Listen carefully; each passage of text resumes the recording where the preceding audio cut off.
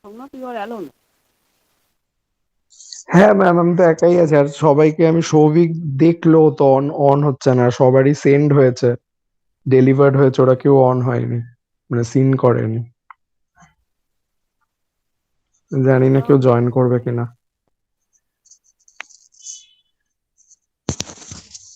মর্নিংও problem, ওঠা যায় না, দুপুরবেলাও প্রবলেম, লাঞ্চ করতে দেরি হয়। তো ক্লাসটা কখন হবে রে?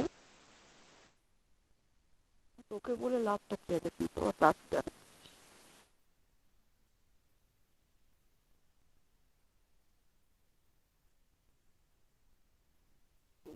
Responsible student.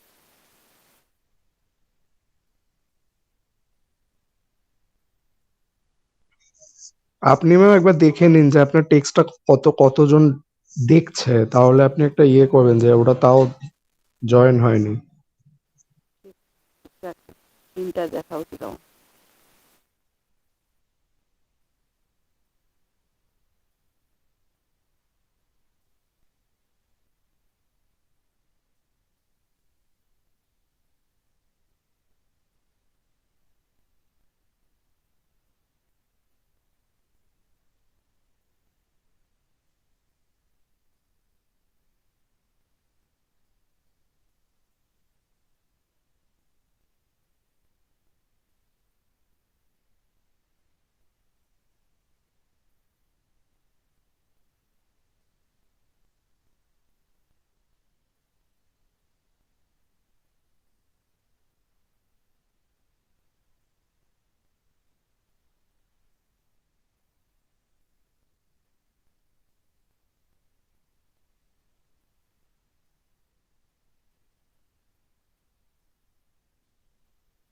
অন্তত 12-13 জন তুই ছাড়া জয়েন দেখেছি, জয়েন করেছি।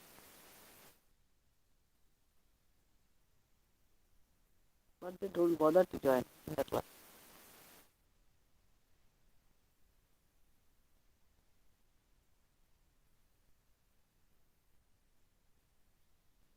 আমি কি তোকে একাই পড়াবো তাহলে? ম্যাম দেখুন আর 20 মিনিট করে আরেকজন কেউ আসে কিনা, মানে অনেকেই তো আবার দেখ। রেকর্ডিং হয়, রেকর্ডিং হয় আহ, তুই। ম্যাডাম আমিও রয়েছি, আপনি শুরু করে দিন, যেহেতু সোমনাথ রয়েছে, রেকর্ডিং তো অলরেডি অন আছে, আপনি ক্লাসটা শুরু করে দিন। আমি একদম। গ্রুপে মেসেজ করছি, তবুও তো রেসপন্স করছে না এখনো, হ্যাঁ, দেখছি যে ঢোকে কিনা।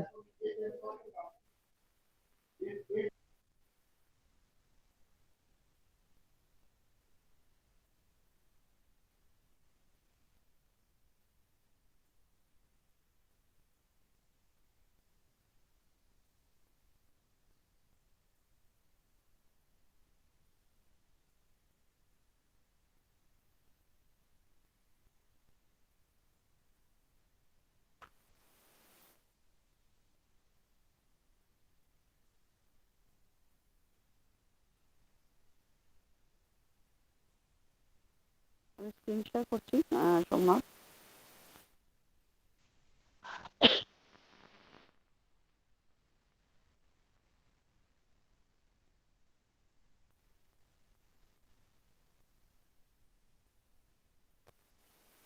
সোমনাথ লাস্ট ক্লাসে তুই কি ছিলিস?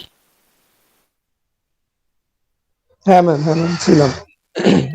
আচ্ছা, তো দুটো ক্লাস হয়েছিল, 2:10 থেকে 4:10।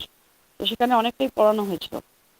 তো কি মনে পড়ছে না? মানে কি টপিকটা পড়ানো হয়েছিল? আগে চ্যাপ্টারটার নাম বল। হ্যাঁ ম্যাম, হ্যাঁ ম্যাম, মনে করেছি। চ্যাপ্টারটা বল। ও কোন চ্যাপ্টার ছিল?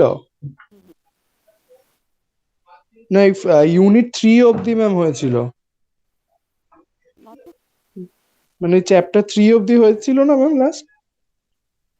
এটা কি চ্যাপ্টার 4টা দেখে তুই ভাবছিস যে চ্যাপ্টার 3 অবধি হয়েছিল? না তাই তো মানে খেয়াল ছিল ম্যাম, না তাহলে অন্য কোনো সাবজেক্টের ইউনিট 3 হবে ম্যাম, সরি আমি তাহলে গুলিয়ে ফেলি। খাতায় লিখে রাখবি, হার্ড কপিতে লিখে রাখবি। ধর আজকের হ্যাঁ। ডেট, কে 9 হুম, তারিখ সকাল 9/1/2022, করে ফার্স্ট পিরিয়ড 10টা থেকে 11টা এই ক্লাস হয়েছে এতটা, এই টপিক, মানে টপিকগুলো জাস্ট লিখে রাখবি। সেকেন্ড পিরিয়ড 11 to 12 এই ক্লাস হয়েছে। so that you can easily tell soft কপিও হুম তোমার হুম। দরকার, হার্ড কপিও দরকার লাগে আমার। এই চ্যাপ্টার 4টাই পড়িয়েছিলাম। চ্যাপ্টার 4 অনেকটা অংশ পড়ি মানে দুটো পার্ট পড়িয়েছিলাম। এখন 3 নম্বর, 4 নম্বর, 5 নম্বর, 6 নম্বর প্রায় 6টা টপিক আছে, মানে মেন। চ্যাপ্টার 4 এর প্রথম দুটো টপিক পড়িয়েছিলাম। আজকে তুই আচ্ছা। দেখতে পাচ্ছিস বিজনেস ফিনান্স অ্যান্ড অ্যাকাউন্টস এটাই পড়িয়েছিলাম, কিন্তু এর টপিকগুলো আলাদা ছিল। আজকের টপিকগুলো আলাদা হবে। সেদিন টপিক হ্যাঁ ম্যাম, আমি তো ছিলাম আগের দিন, আমি শুনেছিলাম না ক্লাসে। বলছিলি, তাহলে মানে পরে একবার গো থ্রু করলে হয়ে যাবে হয়তো, একটা মানে ওয়ার্ড মনে ইউজ কর। করো, একটা ওয়ার্ড। আমি তো 2 ঘন্টা ধরে কথা বলি, 2 ঘন্টা ধরে একটা কথা মনে থাকবে না মানে? আমি তো আর পরে আর দেখিনি, সেই কারণে আমার কথাগুলো মনে নেই। তোর কি মনে পড়ছে যে আমি ডিফারেন্ট টাইপস অফ কস্ট পড়িয়েছিলাম? হ্যাঁ ma'am. Different types of cost, মানে ধর কস্ট, ডাইরেক্ট হ্যাঁ, cost, direct cost, indirect cost, হ্যাঁ হ্যাঁ হ্যাঁ, তারপরে হ্যাঁ হ্যাঁ করেছি কস্ট, এগুলো তো। ফিক্সড কস্ট, ভ্যারিয়েবল কস্ট, এগুলো হ্যাঁ হ্যাঁ পড়িয়েছিলাম তো। আচ্ছা, হ্যাঁ। আর কি পড়িয়েছিলাম তোর মনে হচ্ছে? আমি আবার ট্যানজেবল আর ইনট্যানজেবল অ্যাসেটের ব্যাপারে ম্যাম কি একটা যেন বললেন, যে ওটা পরে, ওটা এখন নয় করে। হ্যাঁ, ঠিক আছে। বাট কস্ট পড়িয়েছিলাম। আচ্ছা, ওটা একটু বললি, ওটা আলোচনা করার সময় আলোচনা করেছিলাম হয়তো। আর হ্যাঁ একটা পড়িয়েছিলাম সোর্সেস অফ ফিন্যান্স।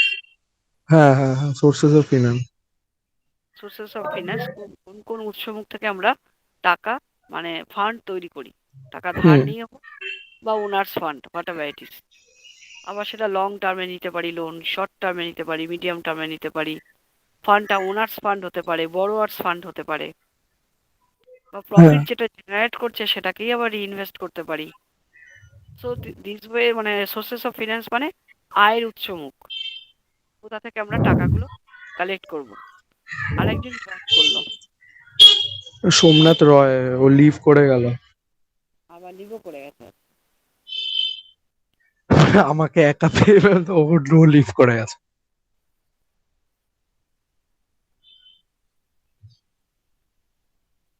ক্লাসে তো এরকম, অফলাইনের ক্লাসে তো এত অ্যাটেন্ডেন্স কম ছিল না। অফলাইনে তোরা ভালো ক্লাস করতো। তখন তো কলেজেই থাকতো ম্যাম, তাই জন্য আসতো ওই ক্লাসে। না, ক্রিটিক্যাল ডিপার্টমেন্টের স্টুডেন্টরা ক্লাস করতো। ক্রিটিক্যাল ডিপার্টমেন্টের স্টুডেন্টরা ক্লাস করতো, আমি দেখেছি। তোদের গ্রুপটাই ভালো।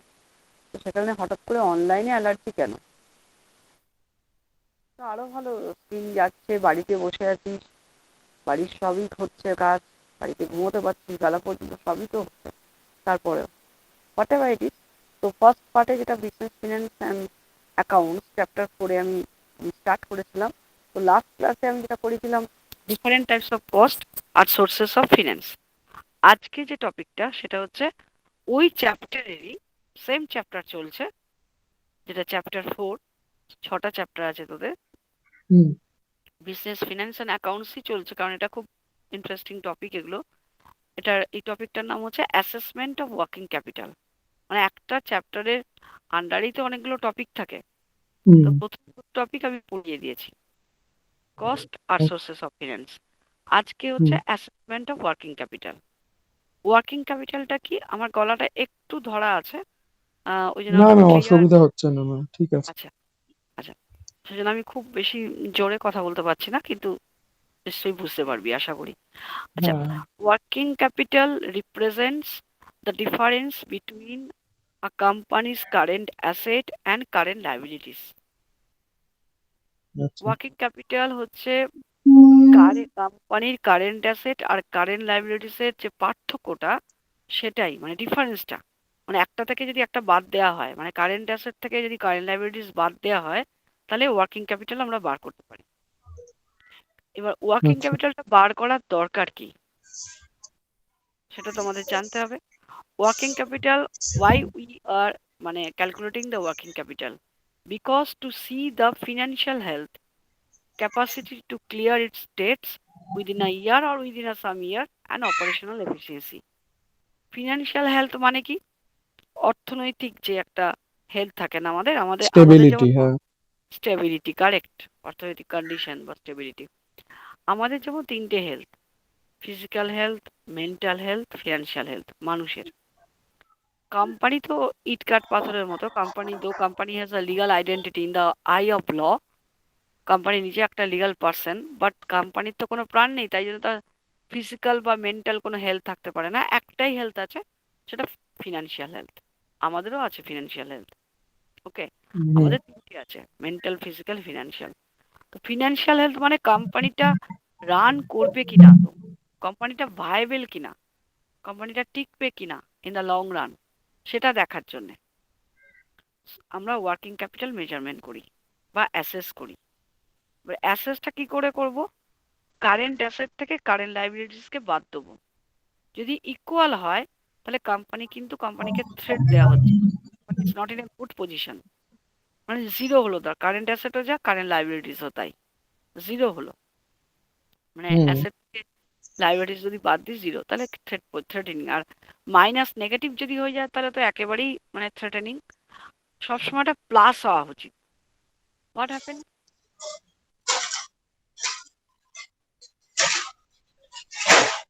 এবারে কেন মানে কেন মানে আচ্ছা, কেন কারেন্ট অ্যাসেট কেন মানে বেশি হওয়া উচিত বা সেগুলো পরে বলছি। আর যদি প্লাস ফিগার হয় তাহলে কিন্তু ভালো কন্ডিশন আছে। এবার প্লাস ফিগার শুধু হলেই হলো না, তার একটা রেশিও আছে, জানিস তো। মানে কখন কোম্পানিকে বলা হবে খুব ভালো, মানে ফিনান্সিয়ালি খুব হেলদি, যখন current asset should be the double of current liabilities. মানে কারেন্ট অ্যাসেট হচ্ছে যদি 20 লাখ হয়, তাহলে কারেন্ট লাইবিলিটিস হবে 10। কারেন্ট একজন কেউ মাইক্রোফোন বন্ধ কর, শুধু শোন, আমি যখন প্রশ্ন করবো তখন বলবি। কারেন্ট লাইবিলিটিস হচ্ছে যদি 10 হয়, কারেন্ট অ্যাসেট হচ্ছে ডাবল। ওকে, তো ডাবল মানে 20 লাখ। তো যদি 2:1 হয়, current asset is to current liabilities 2:1, মানে current asset should be the double of current liabilities, then company is in a good position, মানে ফিনান্সিয়ালি হেলদি। তা এখানে আর কি কোয়েশ্চেন আছে তোর, সোমনাথ? আনমিউট হ্যাঁ কর। ম্যাম। হ্যাঁ ম্যাম। এই আমি যেগুলো বললাম এখান থেকে নিশ্চয়ই একটা কোয়েশ্চেন আছে যেটা তুই বুঝতে পারিসনি। কোনটা বুঝতে পারিসনি বলতো? হ্যাঁ, এখানে বলছে ম্যাম ওয়ার্কিং ক্যাপিটাল লাগিয়ে মানে কারেন্ট অ্যাসেটের থেকে কারেন্ট লাইবিলিটিটাকে যদি বাদ দিয়ে দিই, তো সেটা যদি খুব পজিটিভের দিকে হয়, সেটার রেশিওটা যদি এরকম হয় যে তার অ্যাসেটটা 20 লাখের আর তার লাইবিলিটিটা 10 লাখের, তো তার মানে ডাবল। কোম্পানি অনেক ভালো ইয়ে করছে। হ্যাঁ, 2:1 মিনিমাম থাকা উচিত। হুম। তারপরে না ম্যাম, আপনি কি বললেন ম্যাম? কি জিজ্ঞেস করলাম না, তো এই এই প্রশ্নটা যে বুঝতে। স্লাইডটা, এই যে স্লাইডটা থেকে হ্যাঁ, তোর কোনো একটা জায়গায় প্রশ্ন আসছে না, যেটা তো আমি জানি না ম্যাডাম। অ্যাসেসমেন্ট। অ্যাসেসমেন্ট মানে তো মানে অ্যাসেস করা মানে তো বুঝতেই পারছি, ওয়ার্কিং ক্যাপিটালটাকে বার করা, হুম। এর মতো করে বার করা। ওটা তো না বোঝার কোনো কারণ নেই, ঠিক করে বল প্রশ্নটা কোথায়। এটা পুরোটাই বুঝে গেছিস তো? না, এর বাইরে কিছু আছে? আমি তাহলে বুঝিনি আরে সেটা। এই স্লাইডটার মধ্যেই আছে। এই আচ্ছা। স্লাইডটার মধ্যে একটা জিনিস আছে যেটা তুই তুই জানিসই না, সেটা বার কর। এই স্লাইডটা পড়লি, পড়ার পর তোর মনে তো একটা প্রশ্ন জাগবে যে এই জায়গাটা তো আমি জানি না, তাহলে ম্যাডামকে জিজ্ঞাসা করতে হবে। আমি যা বললাম, যেটুকু বললাম তুই বুঝলি, কিন্তু কিছু একটা জিনিস তুই বুঝিসনি, সেটা বল। প্রশ্ন যদি না আসে তাহলে কি করে হবে? বলুন ম্যাম আপনি, আমি তো বুঝলাম তা না। তুই পুরোটা লাইনটা পড় তো, তুই সব মানেগুলো জানিস। পুরো এই লাইনটার? টোটাল এই যা যা ভাষাগুলো আছে, হ্যাঁ হ্যাঁ। Current asset, current liabilities, financially healthy, সবগুলো জানিস? হুম, বুঝতে পারছি তো ম্যাম। বুঝতে পারছিস তো? তা কারেন্ট অ্যাসেট কোনগুলো রে?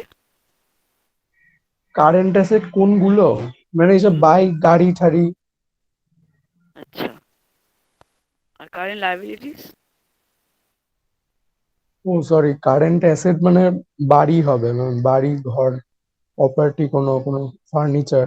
তুই মানে ফার্নিচারও ঠিক ম্যাম অ্যাসেটের আন্ডারে হয়, মানে তাও তো ওটা ইয়ে মানে ওটাও একটা টাইমে যদি বিক্রি হয়ে যায় করা তো যায়, কারেন্ট মানে করি। না বলে আমি অ্যাসেট বলছি না কেন রে? হঠাৎ করে কারেন্ট কথাটা ব্যবহার করলাম কেন? কারেন্ট মানে মানে সাম্য ফর দ্য টাইম বিং এর জন্য যে অ্যাসেট গুলো আমাদের, মানে যেগুলো লং টার্ম না, যেরকম বাড়ি একটা লং টার্ম হতে পারে, কিন্তু একটা গাড়ি আমি চাইলেও বিক্রি করে দিতে পারি, তো এরকম কিছু ম্যাম। ওই প্রশ্নগুলো তোর এখানে হওয়া উচিত ছিল যে কারেন্ট অ্যাসেটটা কি আর কারেন্ট লাইবিলিটিসটা কি ম্যাডাম। আপনি তো বললেন বাদ দিতে, তো বাদটা দেবো কি করে আমি যদি নাই জানি কোনগুলো কারেন্ট অ্যাসেট আর কোনগুলো কারেন্ট লাইবিলিটিস? তো প্রশ্নটা হুম। হওয়া উচিত। তার প্রশ্নই যদি না করতে পারিস, একটা রিডিং বললি তুই বুঝতে পারলি না, তুই কোন জায়গাটা জানিস না, তুই এ থেকে জেড পর্যন্ত পড়লি, পড়ার পর তুই দেখবি ওয়াইটা উচ্চারণ করতে পারছিস না, তুই বলতে পারছিস না যে আমি ওয়াইটা উচ্চারণ করতে পারছি না। এরকম ব্যাপার হয়ে গেল তো সোমনাথ। তো না ম্যাম, প্রশ্নগুলো আমি ভাবছিলাম যেহেতু কারেন্ট অ্যাসেট এগুলি, ওর জন্য আমি আর জিজ্ঞেস করিনি। এবার আমি যে ভুল ম্যাম, এটা এখন বুঝলাম। এটা এবার বলুন না, আপনি বুঝতে পারলাম। তুই কারেন্ট অ্যাসেট আর কারেন্ট লাইবিলিটিস তো জানিস না, তো তুই হ্যাঁ। তো একটু প্রশ্ন করবি। আমি ওয়ার্কিং ক্যাপিটালটা বুঝতে পারলাম যে কারেন্ট অ্যাসেট থেকে কারেন্ট লাইবিলিটিস বাদ দিলে ওয়ার্কিং ক্যাপিটাল পাওয়া যায়, কিন্তু ম্যাডাম কারেন্ট অ্যাসেট কোনগুলো সেটাই তো জানি না, কারেন্ট লাইবিলিটিস কোনগুলো সেটাই তো জানি না, আমি বাদটা দেবো কি করে? আমি তো জানবো কোনগুলো। তো সেটাই, কোনটা আমার ইনকাম আর কোনটা আমার এক্সপেন্স আর কোনটা আমার রেভিনিউ, এগুলো আমাকে জানতে হয়। আবার ইনকাম এক্সপেন্স বলতে কি বোঝায় সেটাও জানতে হয়। ইনভেস্টমেন্ট আর সেভিংস দুটো আলাদা, জানিস তো? তো ইনভেস্টমেন্ট বলতে কি বোঝায়, সেভিংস বলতে কি বোঝায়, আমার তো যদি ক্লিয়ার না আইডিয়া থাকে তাহলে আমি ইনভেস্টমেন্ট থেকে সেভিংসটা বাদ দেবো কি করে? So you have to know about current asset and current liabilities. তো এই জন্য আমি পরের স্লাইডে দেখেছি কারেন্ট অ্যাসেট বলতে কোনগুলোকে বোঝায়। হুম।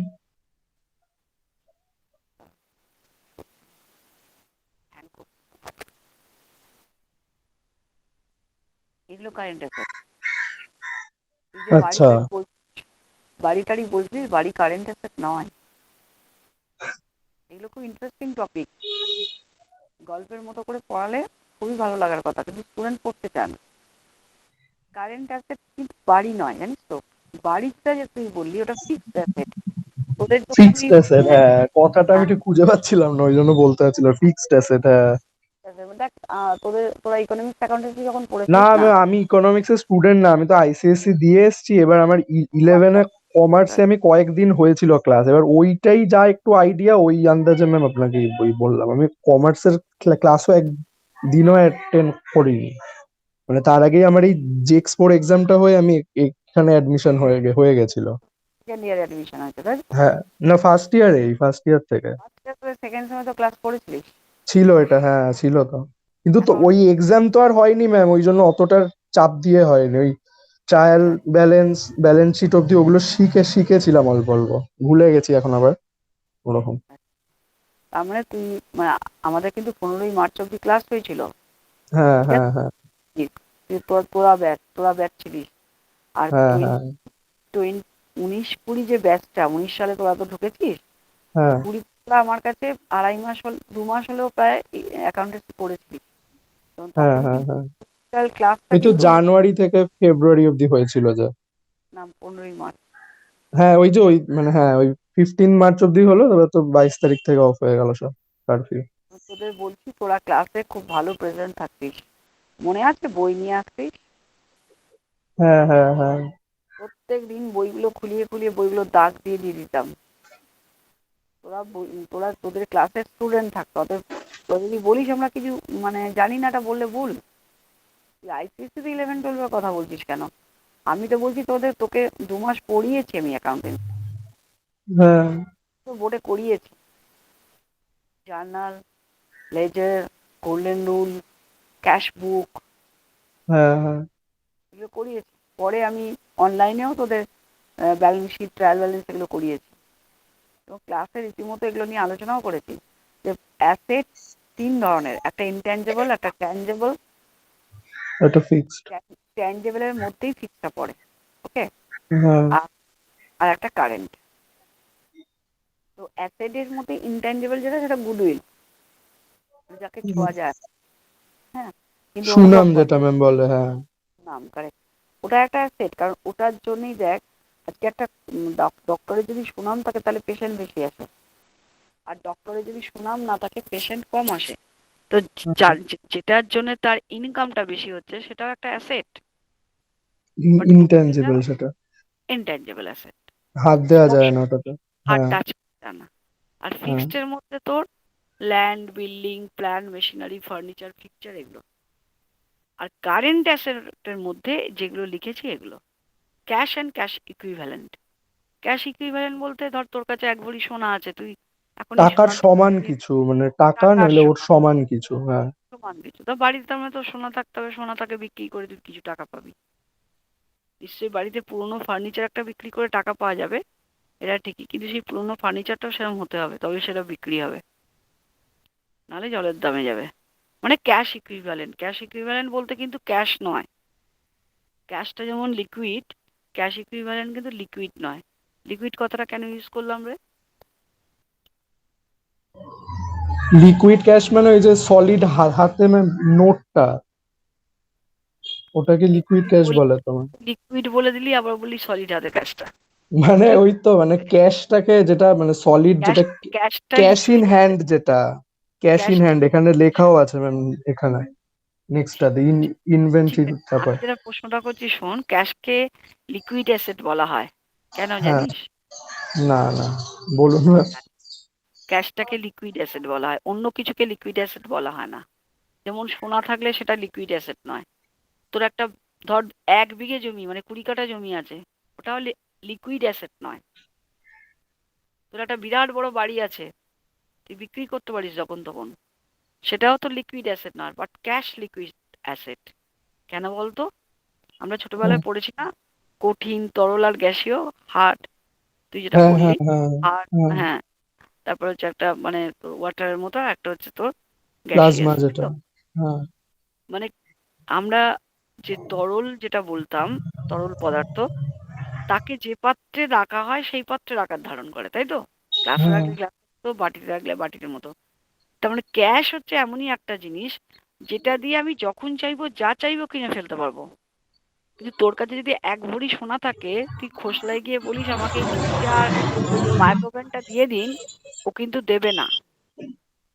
ও আচ্ছা, এই জন্য বলে। হ্যাঁ, কারণ Right, ওটাকে যখন yeah. তখন আমি তো ওটাতে ক্যাশে কনভার্ট করতে হবে, করে আমাকে খোসলা যেতে পারে। মানে খোসলায় যাওয়ার আগে আমার কাছে বাড়িতে যদি টাকা না থাকে, পকেটেও না থাকে, ব্যাংকেও না থাকে, অথচ সোনা আছে, তাহলে আমাকে ওখানে যাওয়ার আগে আমাকে সোনার দোকানে জিনিসটা বিক্রি করে ক্যাশটা নিয়ে যেতে হবে। কারণ ক্যাশ হচ্ছে লিকুইড অ্যাসেট, আর ক্যাশকে তুই যেভাবে ভাবে খুশি ব্যবহার করিস। আজকে অনেক দেখবি অনেক লোকে বলে যে আমার মানে হাতে ক্যাশ নেই, ক্যাশ নেই তো আমি সংসারটা চালাবো কি করে? অথচ দেখবি তারা তো জমি আছে, বাড়ি আছে, ভালো জমি আছে, কিন্তু তাহলে সে সংসারটাকে চালাতে পারছে না কেন? কারণ তার জমিটা তো বিক্রি হচ্ছে না, জমিটা দেখিয়ে তো ওকে কেউ কিছু দেবে না। একটা মুদির দোকানের লোককেও তুই যদি জমিটা দেখাস, এই দেখুন এত বড় একটা জমি আছে, আপনি আমাকে 10 কেজি চাল দিন, তো দেবে? দেবে না। কেন বলতো? কারণ ওটা লিকুইড অ্যাসেট নয়। ওকে, সোমনাথ কি বেরিয়ে গেলি? হ্যাঁ, না, না ম্যাম, শুনেছি, শুনছি। শুনছিস তো? হ্যাঁ, আচ্ছা, হ্যাঁ। দেন দেন ইনভেন্টরি। ইনভেন্টরি মানে স্টক। মানে আমরা কোম্পানিতে যখন কোনো প্রোডাকশন করি, যদি প্রোডাকশন ইন্ডাস্ট্রি হয়, তাহলে যে স্টকটা আসে ওটা আমার current asset. Okay, then cash in hand, cash at bank, এটা আমার current asset. Then prepaid expense. এবার তোর কি কোনো প্রশ্ন হচ্ছে প্রিপেড এক্সপেন্সটা যে বললাম কারেন্ট অ্যাসেট, কোনো প্রশ্ন আসছে? Prepaid expense is a current asset. Have you any question?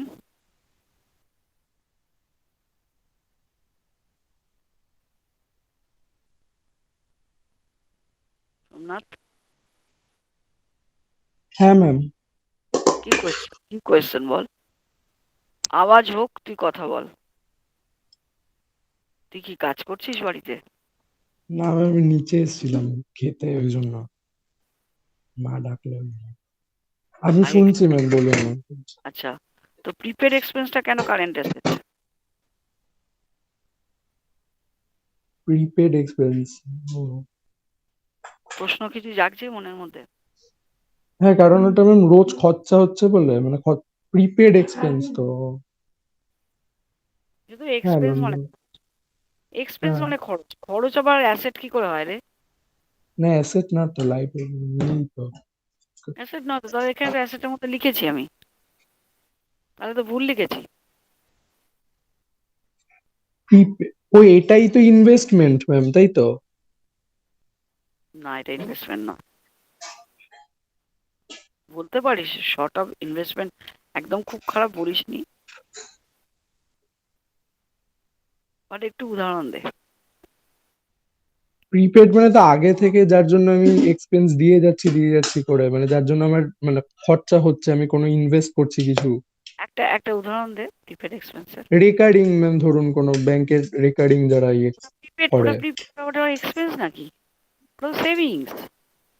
ও হ্যাঁ, সরি। আচ্ছা হ্যাঁ, তাই সেভিংস। তুই ব্যাংকে অ্যাকাউন্ট আছে, তুই সেখান থেকে রেকারিং করছিস, ওটা তো সেভিংস। কমার্সটা পড়া এই জন্যেই, প্রত্যেকটা জিনিসের সঙ্গে প্রত্যেকটা জিনিসের মানে মানে আলাদা। এক্সপেন্স মানে তো খরচ, এটা তো বুঝতে পারছি, খরচ কি করে অ্যাসেট হয়? শুধু যদি এক্সপেন্স লেখা থাকে তাহলে কিন্তু এটা অ্যাসেট হবেই না। প্রিপেড কথাটা লেখা আছে বলেই এটা অ্যাসেট।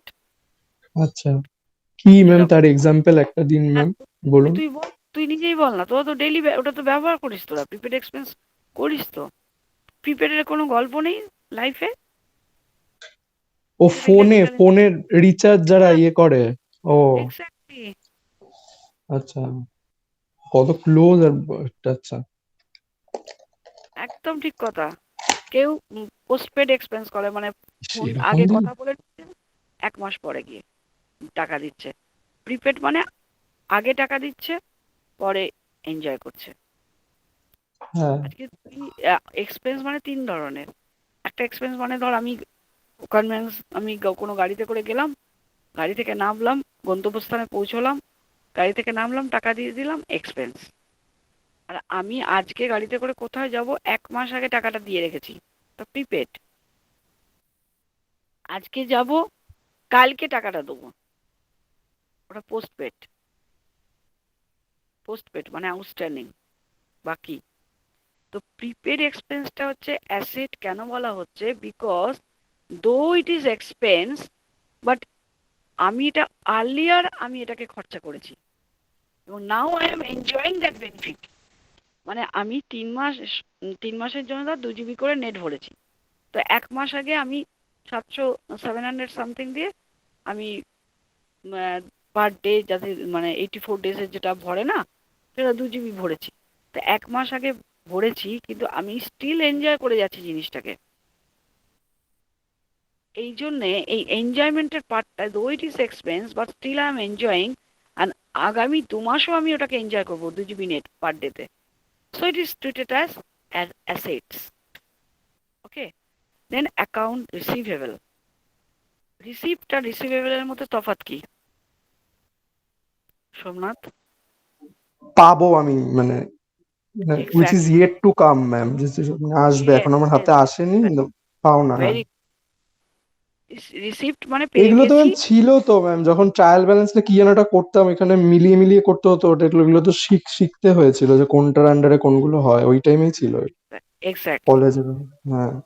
আর একটা কি তুই জানিস, সানডি ডেটার্সটা মনে পড়ছে দেখ তো। ডেটার্স মানে যারা ওই পাওনাদার যাদেরকে বলে ডেটার্স, না না, না কি ওটাকেই ডেটার্স বললে ম্যাম? উল্টো উল্টো বললি, উল্টো বললি। ডেটার্স মানে পাওনাদার না, ক্রেডিটার্স মানে পাওনাদার। পাওনাদারটা ও কিন্তু লাইবিলিটি, ডেটার্স হচ্ছে দেনাদার, হ্যাঁ। যে দেনা দেয়। মানে ব্যাংক থেকে তুই লোন নিয়েছিস, ব্যাংক হচ্ছে সানডি ডেটার্স। ও সানডি মানে হচ্ছে ট্রেড। ওকে। এটা আচ্ছা। হচ্ছে কারেন্ট অ্যাসেট। ওকে। আচ্ছা, নেক্সট দেখ কারেন্ট লায়াবিলিটিস। কারেন্ট লায়াবিলিটিস এর মধ্যে কোনগুলো পড়ছে দেখ।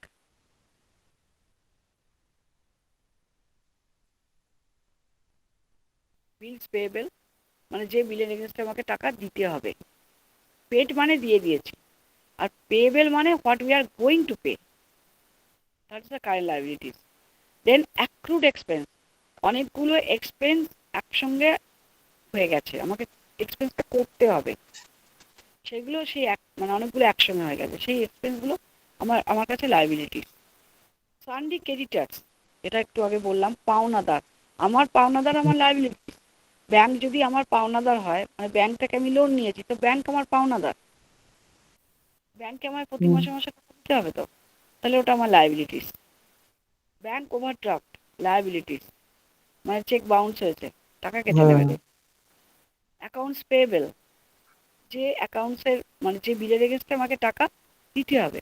তাহলে কারেন্ট অ্যাসেট আর কারেন্ট লাইবিলিটিস কোনগুলো না জানলে আমি তো বাদ দিতে পারবো না। তোকে একটা অঙ্ক দিয়ে বললো, from the following particulars you have to required to out the working capital, বলে এই কতগুলো বিলস পেয়েবল দিয়ে দিল, অ্যাকাউন্টস পেয়েবল দিয়ে দিল, অ্যাকাউন্টস এক্সপেন্স, অ্যাকাউন্টস পেয়েবল দিল, অ্যাকাউন্টস রিসিভেবল দিয়ে দিল, প্রিপেড এক্সপেন্স দিয়ে দিল, cash and hand, cash at bank দিয়ে দিল, সান্ডিকেটার্স দিল, সান্ডিকেটার্স দিল। তোকে ওর মধ্যে থেকে চুজ করতে হবে কোনগুলো কারেন্ট অ্যাসেট আর কোনগুলো current liabilities. Current asset current liabilities জানলে সেইগুলোকে যোগ করে সেই যোগফলটা থেকে, দুটো যোগফল থেকে মাইনাস করলে ওয়ার্কিং ক্যাপিটালটা বেরোবে। যেটা প্রথম স্লাইডে আমি বলেছিলাম, working capital is the difference between the two বলতে কে কারেন্ট অ্যাসেট আর কারেন্ট লাইবিলিটিস, এই দুটোর বিয়োগফলটা। কারেন্ট অ্যাসেটটাকে আমাকে যোগ করতে হবে, কারেন্ট লাইবিলিটিসগুলোকে যোগ করতে হবে, করে দুটো থেকে বাদ, সেটাই ওয়ার্কিং ক্যাপিটাল। মানে কারেন্ট অ্যাসেট যদি আমি জানি কোনগুলো, কারেন্ট লাইবিলিটিস যদি কোনগুলো জানি, তাহলে ওয়ার্কিং ক্যাপিটাল বার করা কোনো ব্যাপারই না। ওয়ার্কিং ক্যাপিটাল সবসময় যদি পজিটিভ ফিগার হয়, কোম্পানি ভালো পজিশনে আছে। খুব ভালো পজিশনে আছে জাজ করতে গেলে 2:1 রেশিও হতে হবে, মানে current asset is to current ratio 2:1, মানে এটা হচ্ছে আমাদের কমার্সে আমরা বলি 2:1 হলে কারেন্ট রেশিওটা, কারেন্ট রেশিও বলতে current asset by current liability, তাকে কারেন্ট রেশিও বলা হয়। ওটা পরে এই স্লাইডের মধ্যেই আছে। দেন প্রোডাক্ট কস্টিং,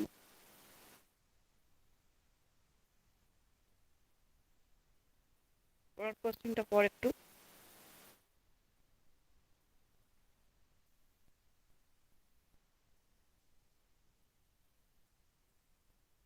আমরা কস্টিংটা পর।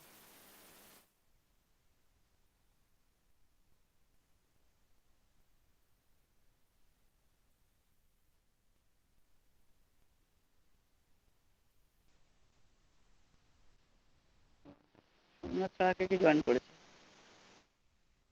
সোমনাথ তো একা নেই, এখন তো রূপম সৈকত আর শুভঙ্কর এসেছে। Rupam, can you hear me? Rupam, কথা বলতে হবে। আছি ম্যাডাম, আছি। আছিস কিন্তু কিছুই শুনছিস না, তাই তো? না না, শুনছি তো। শুনছিস? বাবা, আমার তো মানে ভাগ্য সেটা। সৈকত, পড়া শুনছিস? সৈকত নাইয়া, সবাই বাড়িতেই দেখছি তো আওয়াজ হচ্ছে। আচ্ছা সৈকত, সৈকতের কোনো আওয়াজ নেই। শুভঙ্কর, হ্যাঁ ম্যাম, শুনছি। শুনছিস? ঘুমোচ্ছিস নাকি? না ম্যাম। কি বললাম কিছু বুঝতে পারলি? একটাও তো কথা বলছিস না। চারজন তো ক্লাসে আছিস, একা সোমনাথ কথা বলে যাবে কেন? রূপম, সৈকত, সোমনাথ আর শুভঙ্কর, চারজন আছিস। কি করছিস ভগবান, করে ইঞ্জিনিয়ার হবি ভগবান জানে, মানে আমার তো ভগবানকে ডাকতে ইচ্ছে করে চলে। যাই হোক, প্রোডাক্ট কস্টিংটা পর, শুভঙ্কর পর। শুভঙ্কর, দেখা যাচ্ছে তো স্লাইডটা? হ্যাঁ ম্যাম। হ্যাঁ ম্যাম। পর, পর পর। ম্যাম পড়বো? হুম, The product costing definition is the cost incurred to create a product that is to be sold in the market. দাঁড়া, এক মিনিট, ইনকারেক্ট না কি বললি? হ্যাঁ ম্যাম, ইনকারেক্ট, ইনকার্ট, হ্যাঁ দেখে পড়, incur then to create a product that is to be sold in the market. Good, then The cost includes materials, labor, and overheads of manufacturing. It is a part of the controlling module which is used to decide the cost of the product by deciding upon the value including various internal costs. কিছু বোঝা গেল এটাতে? কিছু বোঝা গেল? হ্যাঁ, এখান থেকে কিছু বোঝা গেল প্রোডাক্ট কস্টিং এর বাংলাটা? হ্যাঁ ম্যাম, মোটামুটি বল, তুই যা বুঝেছিস বল।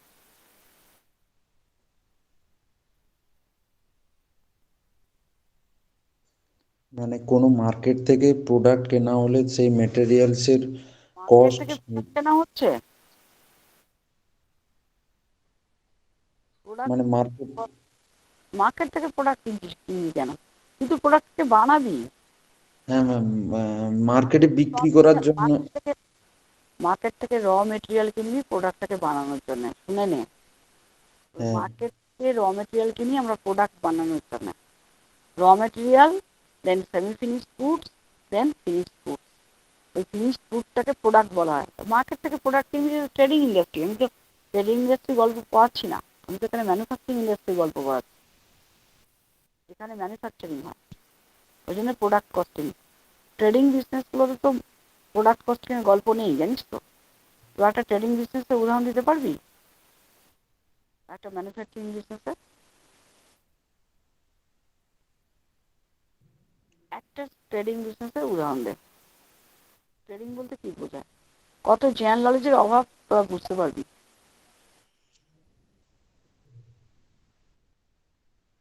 ট্রেডিং ইন্ডাস্ট্রি উদাহরণ দে।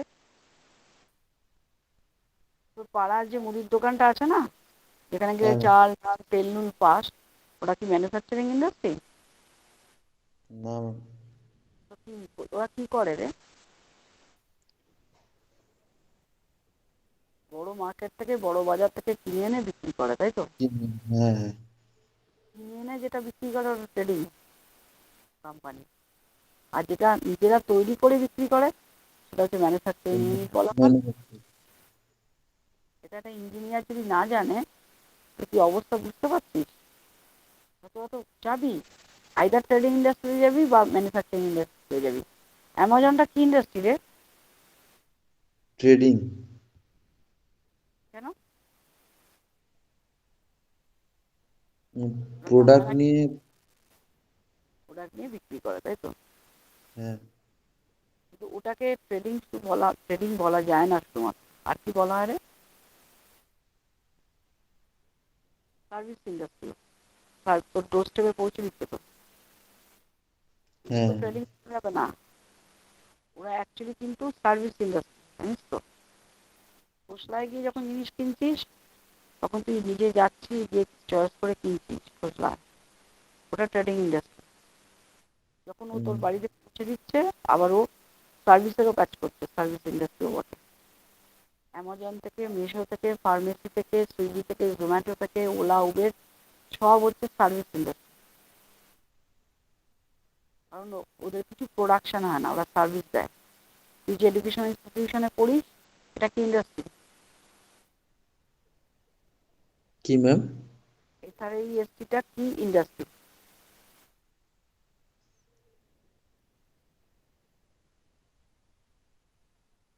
প্রোডাক্ট ইন্ডাস্ট্রি না সার্ভিস ইন্ডাস্ট্রি রে? বল। সার্ভিস। Very good. এত দেরি করছিস কেন? কনফিউজ কেন? হসপিটাল সার্ভিস ইন্ডাস্ট্রি, যে কোনো এডুকেশন ইনস্টিটিউশনই সার্ভিস ইন্ডাস্ট্রি। হ্যাঁ যারা সার্ভিস দেয় তারা সার্ভিস ইন্ডাস্ট্রি। যারা কোনো কিছু প্রোডাক্ট চোখে দেখা যায় তৈরি করে, সেটা আলু হতে পারে, পটল হতে পারে, মাইক্রোওভেন হতে পারে, এসি হতে পারে, গাড়ি হতে পারে, যা কিছু চোখে যেটা দেখছিস একটা মেটেরিয়াল দেখলেই জানি সেটা একটা প্রোডাক্ট। বাড়ির মধ্যে হ্যাঁ যা ফার্নিচার টার্নিচার দেখছিস, যা প্রোডাকশন দেখছিস, সব প্রোডাক্ট ইন্ডাস্ট্রি থেকে এসছে। বাট প্রোডাকশন ইন্ডাস্ট্রি থেকে হয়তো আমার কাছে হাত ঘুরে এসছে, ট্রেডিং ইন্ডাস্ট্রি হয়ে এসছে, হ্যাঁ এমনি যারা বিক্রি করে তাদের কাছ থেকে এসছে, ডাইরেক্ট ম্যানুফ্যাকচারিং ইউনিট থেকে পাইনি, যার জন্য দেখবি দামটা অনেক বেশি দিয়ে কিনি। হ্যাঁ ম্যাম। সেদিন সব দোকানে গিয়েছিলাম, প্লেন যে মানে তক্তপোষের মতো যেগুলো পাওয়া যায় না, একটা দোকান হ্যাঁ আমাকে বলছে 4,000 টাকা দাম। আর একটা জায়গায় আমি ভিজিট করেছিলাম, ওরা তৈরি করছে একদম পুরো, তোর একটা বিরাট কর্মযজ্ঞ চলছে প্ল্যান্টের মতো একেবারে, সেখানে হ্যাঁ বললো 2,000 টাকা, পুরো হাফ প্রাইস হয়ে গেছে।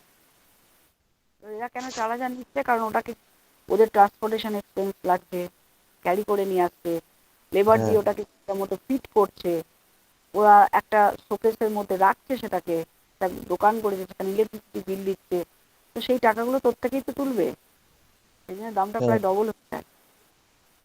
তো ম্যানুফ্যাকচারিং ইন্ডাস্ট্রি থেকে ডাইরেক্ট আমরা যদি জিনিস পাই তাহলে অনেক সুবিধা হয়, সেটা পাই না, বায়া হয়ে আসে। ওকে, তো এই হ্যাঁ যে কোনো ম্যানুফ্যাকচারিং ইন্ডাস্ট্রিতে একটা যখন প্রোডাক্ট আমরা তৈরি করি বিক্রি করার জন্য, that is to be sold, ওই জন্য লেখা আছে to create a product that is to be sold. এটা মানে হচ্ছে প্রোডাক্টটাকে তৈরি করার জন্য, প্রোডাক্টটাকে কেন তৈরি করছি? বিক্রি করব বলে, মার্কেটে হ্যাঁ বিক্রি করবো বলেই তো প্রোডাক্টটাকে তৈরি করছি। তো প্রোডাক্টটাকে তৈরি করার জন্য যে খরচাটা পড়ে, যে মেটেরিয়াল, যে লেবার, যে ওভারহেড লাগে, সেটাই হচ্ছে প্রোডাক্ট কস্ট। এবার আচ্ছা তোরা মেটেরিয়াল লেবারটা বুঝতে পেরেছিস, কিন্তু ওভারহেডটা বুঝতে পারিসনি। ওভারহেড কাকে বলে? ওভারহেড কাকে বলে বলতো? একটা, যখন আমরা কোনো প্রোডাকশন করি তখন যেরকম ডাইরেক্ট মেটেরিয়ালও লাগে, কিছু ইনডাইরেক্ট মেটেরিয়ালও লাগে। যেমন লেবার লাগে, ডাইরেক্ট লেবার লাগে, তেমনি ইনডাইরেক্ট লেবারও লাগে। যে কোনো ইনডাইরেক্ট কিছু, মানে indirect material, indirect labour, indirect expense, এগুলোই ওভারহেড। এবার কোয়েশ্চেন আসতে পারে যে ইনডাইরেক্ট বলতে ম্যাডাম কি বোঝায়? হ্যাঁ আপনি বললেন ডাইরেক্ট মেটেরিয়াল একটা, ইনডাইরেক্ট মেটেরিয়াল একটা। ডাইরেক্টটা তো ডাইরেক্ট মেটেরিয়াল বুঝতে পারলাম, ইনডাইরেক্ট মেটেরিয়ালটাকে আপনি ওভারহেড বলছেন। তাহলে এই ইনডাইরেক্ট মেটেরিয়াল বলতে একটা এক্সাম্পল দিতে হবে আমাকে। হ্যাঁ তুই যদি একটা কোম্পানিতে প্লাস্টিকের ব্যাগ তৈরি করিস, তো প্লাস্টিকের যে র মেটেরিয়াল সেটা রেজিনটাকে সংগ্রহ করতে হবে, ওটা ডাইরেক্ট মেটেরিয়াল, কারণ which is directly involve with the production, with the manufacturing process. কিন্তু ওই ব্যাগটাকে মানে ধর একটা পার্টিকুলার জায়গায় ব্যাগটাকে একটা বাটন বসাতে হবে হ্যাঁ শোয়ের জন্য, বা একটা জায়গায় একটা ছোট স্টিচ করতে হবে, তার জন্য যে সুতোটা লাগবে, এগুলো ইনডাইরেক্ট মেটেরিয়াল। মানে প্রচুর পরিমাণে বা অল দ্য টাইম এটাকে লাগছে না। আবার বাটেনগুলো দিয়েই ব্যাগ তৈরি করা হয়, তাহলে বাটেনটা আবার সেই ইন্ডাস্ট্রির জন্য ওটা আবার ডাইরেক্ট মেটেরিয়াল হয়ে যাবে। মানে একটা ধর আমরা যখন ফার্নিচার ইন্ডাস্ট্রিতে গেলাম, একটা ধর উডেন ফার্নিচার ইন্ডাস্ট্রিতে দর্শন করলাম, সেখানে গিয়ে দেখলাম উড আছে প্রচুর, ওই উডটা কিন্তু ডাইরেক্ট মেটেরিয়াল, কিন্তু যে নেলসগুলো রাখা থাকে, স্ক্রুগুলো রাখা থাকে, ওগুলো ইনডাইরেক্ট, মানে ওগুলো একেবারে directly not involve with the production, কিছু কিছু পরিমাণে লাগে। তাহলে যে মেটেরিয়ালটা একেবারে directly related with the manufacturing process, সেটা হচ্ছে direct material, which is not directly involve the indirect material. লেবারের ক্ষেত্রেও তাই, direct labour, indirect labour.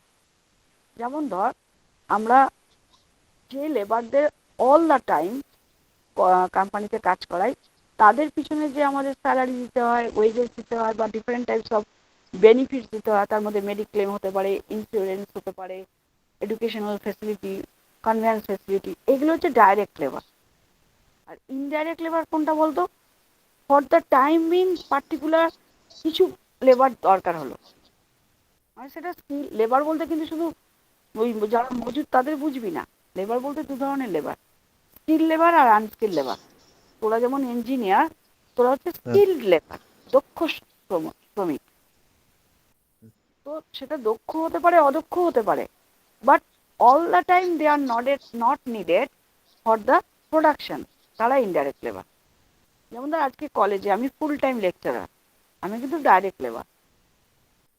Part time lecturer যারা মাঝে মাঝে ক্লাস নেয়, once in a blue moon, বা ওয়ান্স ইন এ উইক, বা ওয়ান্স ইন আ মান্থ, বা once in a 15 days, or twice the month, but class যখন চলে না তখন তারা আর ক্লাস কিছু নেয় না, তারা হচ্ছে ইনডাইরেক্ট লেবার। সব জায়গাতেই আছে। হঠাৎ করে মানে আমার কলেজে সবসময় ধর রং হচ্ছে না, সবসময় রিপেয়ার ওয়ার্ক হচ্ছে না, পার্টিকুলার রিপেয়ার ওয়ার্কের জন্য কিন্তু কিছু লোককে ডাকা হয়, যেখানটায় বালি সিমেন্ট কষে গেছে, এখানটায় বালি সিমেন্ট করতে হবে, এখানটায় রং করতে হবে। তো ফর দ্য টাইমিং সেটা তো দরকার হলো, ওই সময় যে মেটেরিয়ালটা লাগলো সারা বছর লাগবে না, সেটা কিন্তু ইনডাইরেক্ট মেটেরিয়াল। Indirect. তো ওই সময় যে এক্সট্রা লেবারটা এলো সেটা ইনডাইরেক্ট লেবার, বা যে এক্সপেন্সটা এক্সট্রা হলো সেটা ইনডাইরেক্ট এক্সপেন্স। এই সব ইনডাইরেক্ট গুলোকেই ওভারহেড বলা হয়। ক্লিয়ার? হ্যাঁ ম্যাম। এটা মনে রাখবি। আর বাকি যেগুলো ডাইরেক্টলি ইনভলভ উইথ দ্য, একেবারে ডাইরেক্ট কথাটা কি বোঝা যাচ্ছে, ডাইরেক্টলি রিলেটেড বা involve with the manufacturing process, that is the direct material, direct labour, direct expense. আর যেগুলো মাঝে মাঝে দরকার হয় at the time of necessity, তখন সেগুলোকে ইনডাইরেক্ট বলা হয়। মানে মেটেরিয়ালের ক্ষেত্রে ইনডাইরেক্ট মেটেরিয়াল, লেবারের ক্ষেত্রে ইনডাইরেক্ট লেবার, এক্সপেন্সের ক্ষেত্রে ইনডাইরেক্ট এক্সপেন্স। এগুলো হচ্ছে ওভারহেড। ওকে, হ্যাঁ। এটা বোঝা গেল তো? নেক্সট হচ্ছে techniques to calculate cost of A product. এটাই লাস্ট হয়তো স্লাইড আজকে হবে।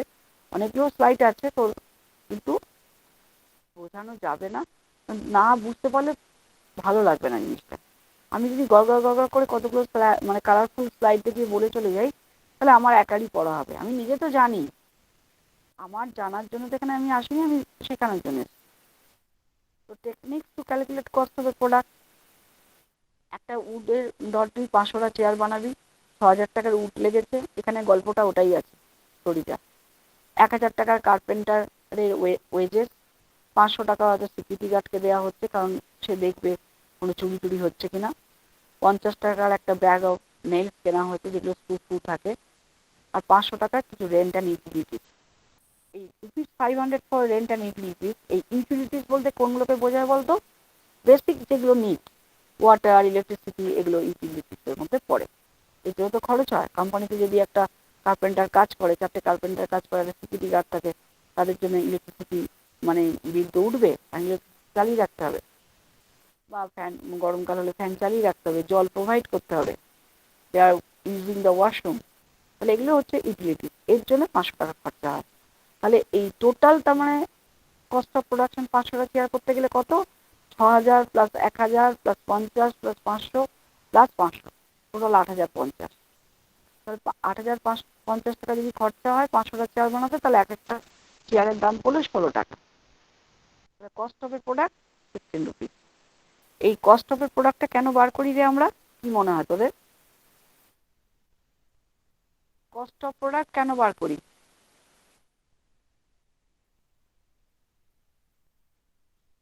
Somnath, Shubhankar, cost of product কেন বার করি বল? কস্ট অফ প্রোডাক্ট এই জন্য বার করি যাতে আমরা কোম্পানি যে কস্ট অফ প্রোডাকশনটা, মানে যে একটা প্রোডাক্টের যে কস্টিং হবে, তার থেকে বেশি দামে তো আমাকে বিক্রি করতে হবে।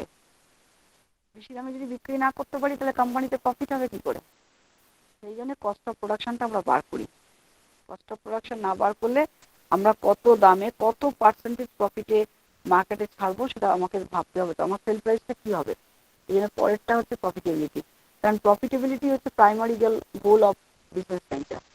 তা বলে এটা নয় যে প্রফিট করতে গিয়ে আমি মানে কোয়ালিটির সঙ্গে কম্প্রোমাইজ করবো, তাহলে আবার কোম্পানি বেশি দিন লং রানে সার্ভাইভ করতে পারবে না। So we have to see the customer satisfaction as well as we have to see the profitability of the company. তো তার জন্যই এই কস্ট অফ প্রোডাকশনটা আমরা বার করি, বা how to calculate product costing করি। তাহলে আজকে আমরা কি কি পড়লাম? চ্যাপ্টার 4 বিজনেস ফিনান্স অ্যান্ড অ্যাকাউন্টসে আমরা প্রথমে পড়েছিলাম different types of cost, different types of sources of finance. আজকে পড়লাম assessment of working capital.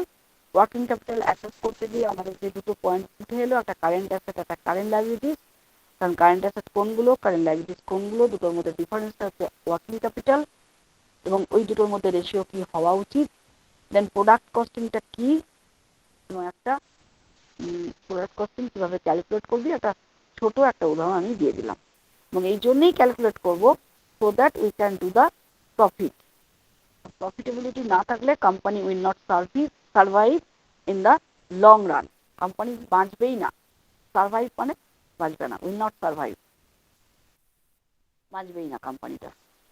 So we have to see, এখানে আরেকটা বলা হয়েছে current profitability and past profitability to project the future profitability. তো আমরা কারেন্ট এখন কি প্রফিট হচ্ছে, আগে কি প্রফিট হয়েছে সেটা দেখব। সেটা দেখলে বুঝতে পারবো যে আমরা ফিউচারে প্রফিট করতে পারবো কি পারবো না। সেটা প্রেডিক্ট করতে হবে, যদিও প্রেডিকশন সবসময় ঠিক হয় না, বাট প্রেডিকশন তো করতেই হয়। মানে আজকে যে মার্কেটে যে প্রোডাক্টটার ডিম্যান্ড আছে কালকে নাও থাকতে পারে, but still we have to compare present and current, past and current profitability so that we can project future profitability. Future profitability show না করতে পারলে কোম্পানি প্রোডাকশন করবে কি করে? So profit before entering into production of product, যে কোনো product production করার আগে আমরা দেখে নেব যে ওটা সেল হবে কিনা মার্কেটে। It has to be sold or not, বিক্রি হবে কি, কাস্টমার নেবে কি। কাস্টমার যদি নেয় তবেই প্রফিট হবে, আদারওয়াইজ তো হবে না। আবার যদি নেয় তাহলে কোন প্রাইসে নেবে। 100 টাকার জিনিসটা যদি আমি এখন 100% প্রফিট করতে গিয়ে 200 টাকায় বিক্রি করতে পারি তাহলে কাস্টমার নেবে না। 100 টাকার জিনিসটা হয়তো 125 টাকায় বিক্রি করলে নেবে, বা 130 টাকায় বিক্রি করলে নেবে। কোন টাকায় নেবে সেটাও ডিপেন্ড করছে সেই কম্পিটিশনের উপর। মার্কেটটাকে দেখতে হবে, সার্ভে করতে হবে যে আমি যে প্রোডাক্টটা বানাচ্ছি সেটা পারফেক্ট কম্পিটিশনের মধ্যে আছে না মনোপলি আমার একাই আমি বিক্রি করছি, মানে মনোপলি মার্কেট কিনা, ডুওপলি মার্কেট কিনা, বা অলিগোপলি কিনা, বা পারফেক্ট কম্পিটিশন কিনা।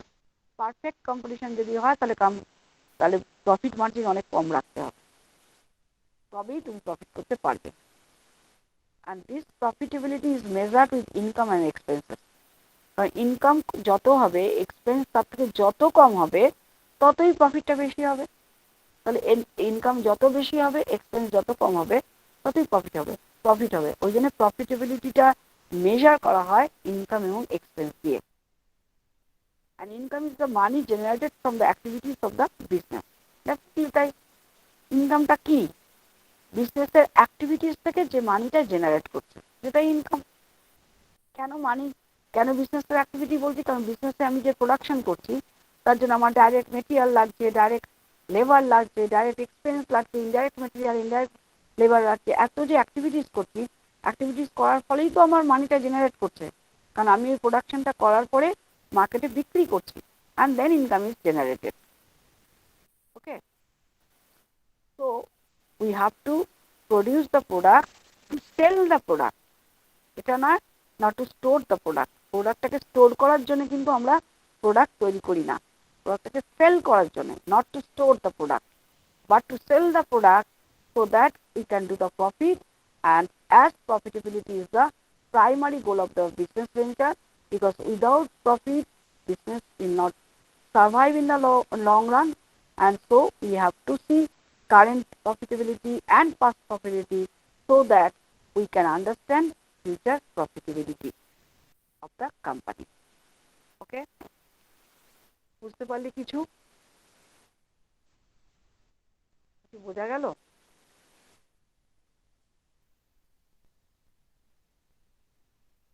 কিছু বোঝা যাচ্ছে?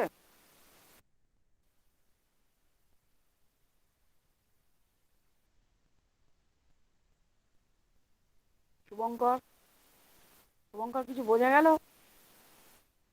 সোমনাথ, সৈকত, Rupam,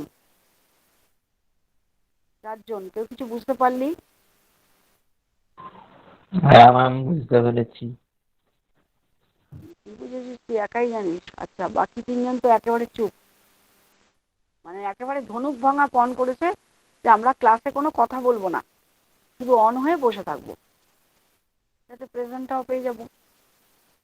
It's okay. That's all for today. Thank you, dear students. Next, I'll see you in the next class. Okay? Okay. Thank That's you all. Ma'am. এখন বেরিয়ে যাস না, থ্যাংক ইউ বলছিস। Okay, thank you all.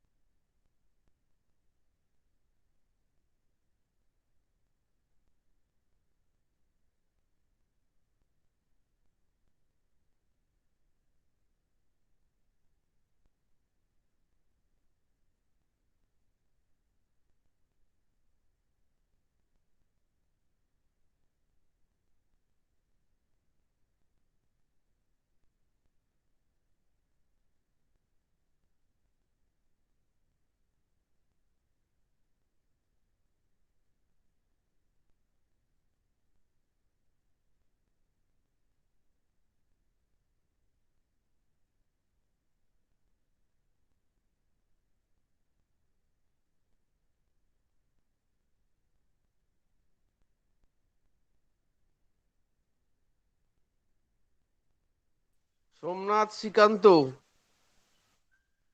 আছিস? Hello Somnath.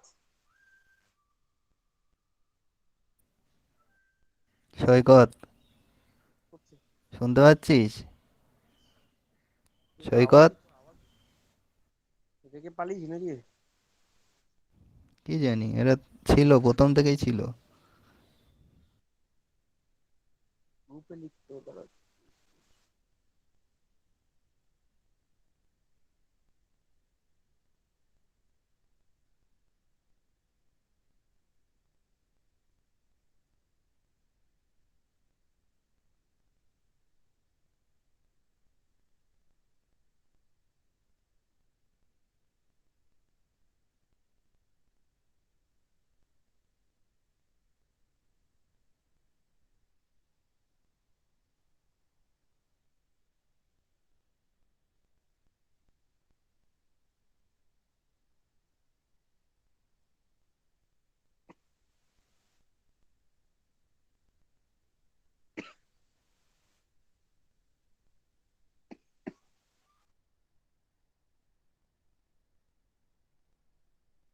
Somnath Somnath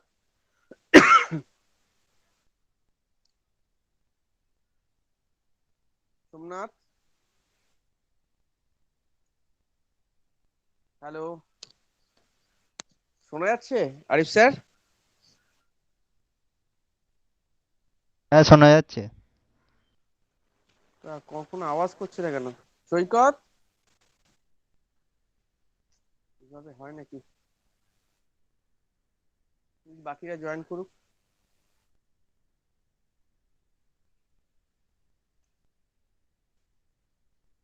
তা তোদের transformer project কতদূর হলো সোমনাথ? রেডি তো স্যার। রেডি? রিপোর্টটা কোথায়? কোন রিপোর্ট স্যার? যেটার রিপোর্ট বানাতে বলেছিলাম একটা, যে একটা ফাইল করে। হ্যাঁ, ওটা তো লিখছি স্যার, লেখা অনেকটাই হয়ে হয়ে গেছে। এখন তো যেহেতু কলেজ হচ্ছে না, ওই জন্য আর তো ব্যাপার রিডিংটা কি নেই। বেরালো? সে তো কলেজ হওয়ার আগে তো আমি ও, আমারটা স্যার অনেকই এসছে। নয়েরটা, যেটা 9 ভোল্টের ছিল, সেটা স্যার সামথিং 8.8 এরকম এসছে, যেটা লিখে দেখা কত এসছে। কোথায় লিখেছিলি তুই? কাগজে লিখেছিলি তো একটা। কোনটা প্রাইস, সেটা কত এসছে? স্যার কোন পেজে স্যার আমি একটা লিখেছিলাম, ওটা তো স্যার কোথাও ওটা রেখেছি, এখন খুঁজে কি পাবো স্যার? এটা কিরকম কথা? আমি তো লিখে রাখতে বলেছিলাম বাবা, ওগুলো ফাইলের মধ্যে টুকতে বলেছিলাম, তুই তো আন্দাজে হ্যাঁ, টুকতে তখন। খুঁজে পেয়ে যাবো না স্যার? কিছু একটা মানে বই না কিসের মধ্যে এটা রাখা, আমি সেটা খুঁজে আপনাকে দেখাবো স্যার। এক্সটার্নাল স্যার যদি টেস্ট করতে বলে, তুই তো টেস্ট করে, যদি তোর খাতা ফাইলে একরকম রিপোর্ট, তুই নিজে একরকম বলছিস, দুটো হলে তো আলাদা না, হতো তো। আমি বলছি ঠিকই স্যার, আমার এটাই এসেছিল একদম, মানে আমার কোর লসটা খুব কম হয়েছিল এটাই। মানে ওরকম 8.7 8.6 এরকমই ছিল। 8.6 ছিল তোর? হ্যাঁ, 8.67 এরকম রেটিং ছিল। 9 ভোল্টেরটা। 9 ভোল্টেরটা আর 6 ভোল্টেরটা? 6 ভোল্টেরটা 5.76 এরকম স্যার। ধরো। ভালো রেটিং এসেছিল, আমি এটা আমার স্পষ্ট মনে আছে। ভালো এসছে তোরটা? হ্যাঁ, হ্যাঁ। আমার তো দেখালি না একবার যে এত ভালো এসছে। তো আমি তো কলেজ তো আর ছিল না স্যার, কলেজ তো আবার অফ হয়ে গেল না, তো রেগুলার কলেজে গেছি আমি তো। তোকে বারবার বলেছি তোমরা রিপোর্টটা কি হলো, বলি স্যার না, আমার বাকি আছে। 25th এর আগেই শেষ হয়ে গেছিল, আমার একদম 24th হয়ে গেছিল, কিন্তু কলেজ তো আর হয়নি হিসাবে আছে তো যাওয়া হয়। তো তোকে আমি দেখাতে বলেছিলাম, তোদেরকে আমি বারবার বলেছি আমাকে একবার দেখিয়ে দিবি, আমাকে টেস্ট করার সময় আমাকে একবার দেখিয়ে দেখিয়ে দিবি। দেবো স্যার, দেখিয়ে দেবো, দেখিয়ে দেবো। কবে দেখাবি? শুরু হোক স্যার, কলেজ শুরু না হলে কি করে আর হবে স্যার? কলেজ পরে যদি ওখানে যদি এখন অনলাইনে পরীক্ষা হয়, পরীক্ষা হয় যদি বলে ওখানে অনলাইনে স্যার, ভিডিও তাহলে টেস্ট আমি করে আর তাহলে আর বলছি। সত্যি স্যার, আমি কোথা থেকে আপনাকে তাহলে আর দেখাবো স্যার বলুন? আমি আর কি করে দেখাবো স্যার? যদি কলেজ এরকমই হয়ে থাকে, তাহলে আমি আর কোথা থেকে, সত্যি আপনি বলুন, আমি আমি তোকে তাহলে আর কোথা বলিনি, দিয়ে দেখাবো? আমি তোকে বলিনি স্যার বলেছো কি, স্যার তুমি এটা বলেছিলে তো স্যার যে, হ্যাঁ তুমি চেক বলেছিলে তো করে স্যার যে দেখাচ্ছি ওটা দেখিয়ে হয়ে নিতে। যাচ্ছে। হ্যাঁ, এবার, হ্যাঁ এবার সেটাই স্যার, আমি যখন করেছি তার মধ্যেই তো কলেজটা অফ হয়ে গেল, এটা তো তো আমার ফল্ট না স্যার, মানে আমার তো আর কিছু ব্যাপার নেই। ফল্ট না, সেটা জানি। তুই ইসে টেস্ট করেছিস সিআরও তে গিয়ে, যেটা কারেন্টের যে গ্রাফটা, ওয়েভ ফর্মটা, ওটা চেক করেছিস? কারেন্টে ওটা আমি করেছি না করিনি, কিন্তু আমি ওটা সঞ্জয় মাহাতোর থেকে নিয়ে নিয়েছি গ্রাফটা। কেন করেছিস গ্রাফ? এবার ওটা গ্রাফ তো কেন? হবে না, তাই তো? হ্যাঁ, এবার ওটা তো হবে না, ওটা আমারটা দিয়েই করতে হবে। এক্সটার্নাল হ্যাঁ স্যার তো যখন বাইরে থেকে আসবে দেখাবে, তো স্যার তো চাইবেন যে তুমি কি করেছো আমাকে প্রুফ করে দেখাও, তুমি যেটা লিখেছো সেটার সঙ্গে এটা ম্যাচ করছে কিনা। তুই দেখাতে পারবি? তুই তো ফেল করে যাবি, তুই তো প্রজেক্টে না, ফেল করে আমি তো যাবি। আমি স্যার ওই দিনকে তাহলে হয়তো যাইনি, ওই জন্য আমার ওটা পড়া নেই। এবার ওটা আমাকে তাহলে একটু মিটারে দেখিয়ে নিতে লাগবে। মানে আমি যেখানে ট্রান্সফরমারটা তোকে তো আমি বানিয়েছিলাম ওখানে আমি কবে দেখে রিপোর্ট দেখে সাবমিট নিয়েছি। করতে বলেছিলাম? আমি তোদের কবে রিপোর্ট হ্যাঁ সাবমিট করতে বলেছিলাম? 25 তারিখের মধ্যে। তো 25 তারিখের হ্যাঁ, মধ্যেও তোদের হলো না কমপ্লিট? আমার আমার ট্রান্সফরমার রেডি হয়ে গেছিল, জাস্ট ওই মেশিনে লাগিয়ে ওই দিন মেবি আমি হয়তো যাইনি স্যার। সেই দিনকে হয়তো ওই যে যেটা নামটা বলছেন ওইটাতে লাগিয়ে ওই গ্রাফটা আর কি এসেছিল, সেই গ্রাফটার ছবি আমার ফাইলে আটকানো, মানে সেই দিক থেকে আমার রেডি। কিন্তু এখন যদি বলেন যে ওই ওই গ্রাফটা অ্যাকচুয়ালি আমার নয়, হ্যাঁ, ওটা সঞ্জয় তাহলে কেন মাহাতোর এটা গ্রাফ, কেন ওটা আমি সঞ্জয় নিয়েছিলাম। মাহাতোরটা তোর কাছে কেন আসবে? তার মানে তোর রেজাল্টটাও তোর রেজাল্ট না, ঠিক রেজাল্টটাও নয়, সঞ্জয় হ্যাঁ, মাহাতোর। রেজাল্টটাও ঠিক নয়। তাহলে আমি স্যার তাহলে করে কিভাবে নিলাম হবে? ভয় যে যদি, কারণ ওইটা চান্স তো আমার আর হবে কিনা তার তো সিওরিটি নেই, এবার আমি ওটা সেটা বলছি, লাগবেই। তুই তুই তাহলে আমায় মিথ্যা কথা বললি কেন? তুই আমায় কোনটা মিথ্যা মিথ্যে কথা কথা বললি কেন? বললাম? স্যার আমি তো এটা আমার, সবটাই ক্লিয়ারলি তোমাকে এটা বললাম। আমার, আমি রিডিং বেরিয়েছে 5 পয়েন্ট। না না না না, আমার সেটা আমি মাল্টিমিটারে দেখেছি, সেটা আমি মাল্টিমিটারে দেখেছি, ওইটায় লাগিয়ে তো দেখিনি, ওটার তো সম্পূর্ণ আলাদা। কি মাল্টিমিটারে দেখেছিস বুঝতে তুই? পারলেন তাহলে স্যার? গ্রাফ ওই ডিফারেন্সটা যেটা কি ন করে গ্রাফটা ভোল্টেরটা, লাগালি ম্যাডামের কাছে চেক না করে?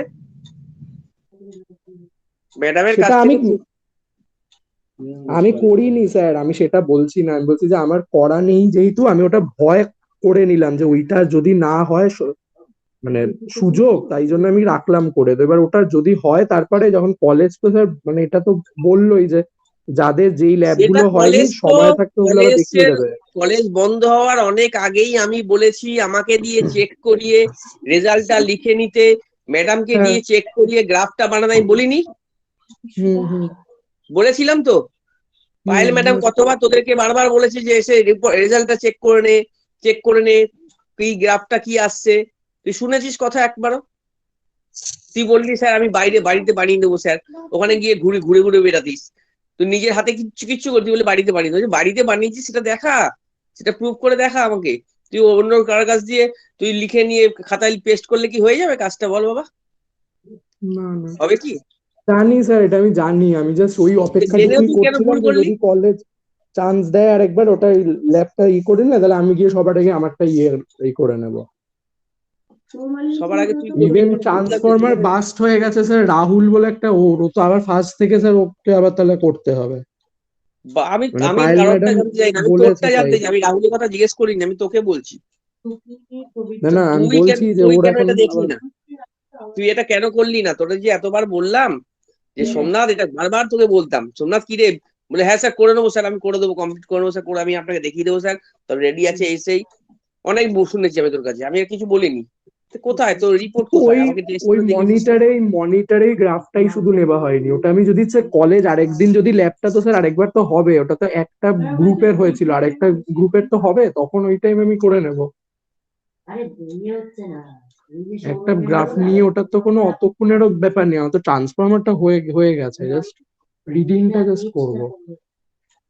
ট্রান্সফার হয়ে গেছে? ওটা, হ্যাঁ, ট্রান্সফরমার তো রেডি স্যার, আমি তো সেটাই বলছি, আমার 25 আমার এর দেখা, আগেই হয়ে আমার দেখা এখন ভিডিও অন করে দেখা। কি ছবি সেন্ড করব? না, ভিডিও অন করে আমাকে দেখা। তুই ভিডিওটা অন করে ট্রান্সফার রেখে দেখা কাছে। আচ্ছা দাঁড়াও একটু। হ্যাঁ হ্যাঁ,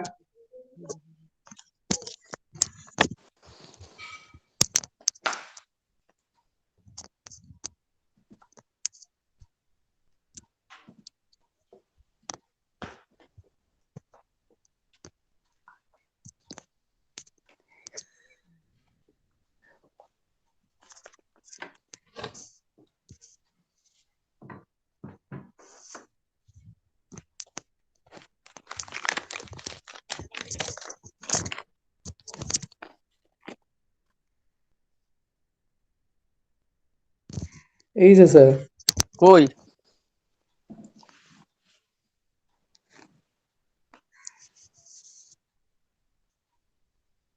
এই যে তিনটেরটা আর এটা প্রাইমারি কানেকশনের। এখানে আমি সব লিখে নিয়েছি যে তুমি আগের দিন ক্লাসে কারোর একটা ট্রান্সফরমার এসে লিখলে না এগুলো, হ্যাঁ তুই টু লিখেছিস, টোয়েন্টি কোথায় লিখেছিস ভোল্ট তুই এটা? টু এই টোয়েন্টি ওটা তুই পেপার দিয়ে কোথায় আটকেছিস? কানেকশনের মাথা, কানেক্টরের মাথাগুলো তোকে বলেছিলাম যে একটা ইনসুলেশন পেপার দিয়ে কানেক্টরের মাথাগুলোতে পড়াতে, পাইপটা ইনসুলেশন পাইপ যেটাকে বলে, পড়েছিস? জানি না তো স্যার এটার কথা কি কোনটা তারের প্রাইমারি। হ্যাঁ প্রাইমারি সেকেন্ডারি যে কানেকশনের যে টার্মিনালে যে মাথাগুলো, ওগুলো হ্যাঁ বলেছিলাম ওপেন না রেখে একটা পাইপের মতো পরিয়ে দিতে বলেছিলাম কি?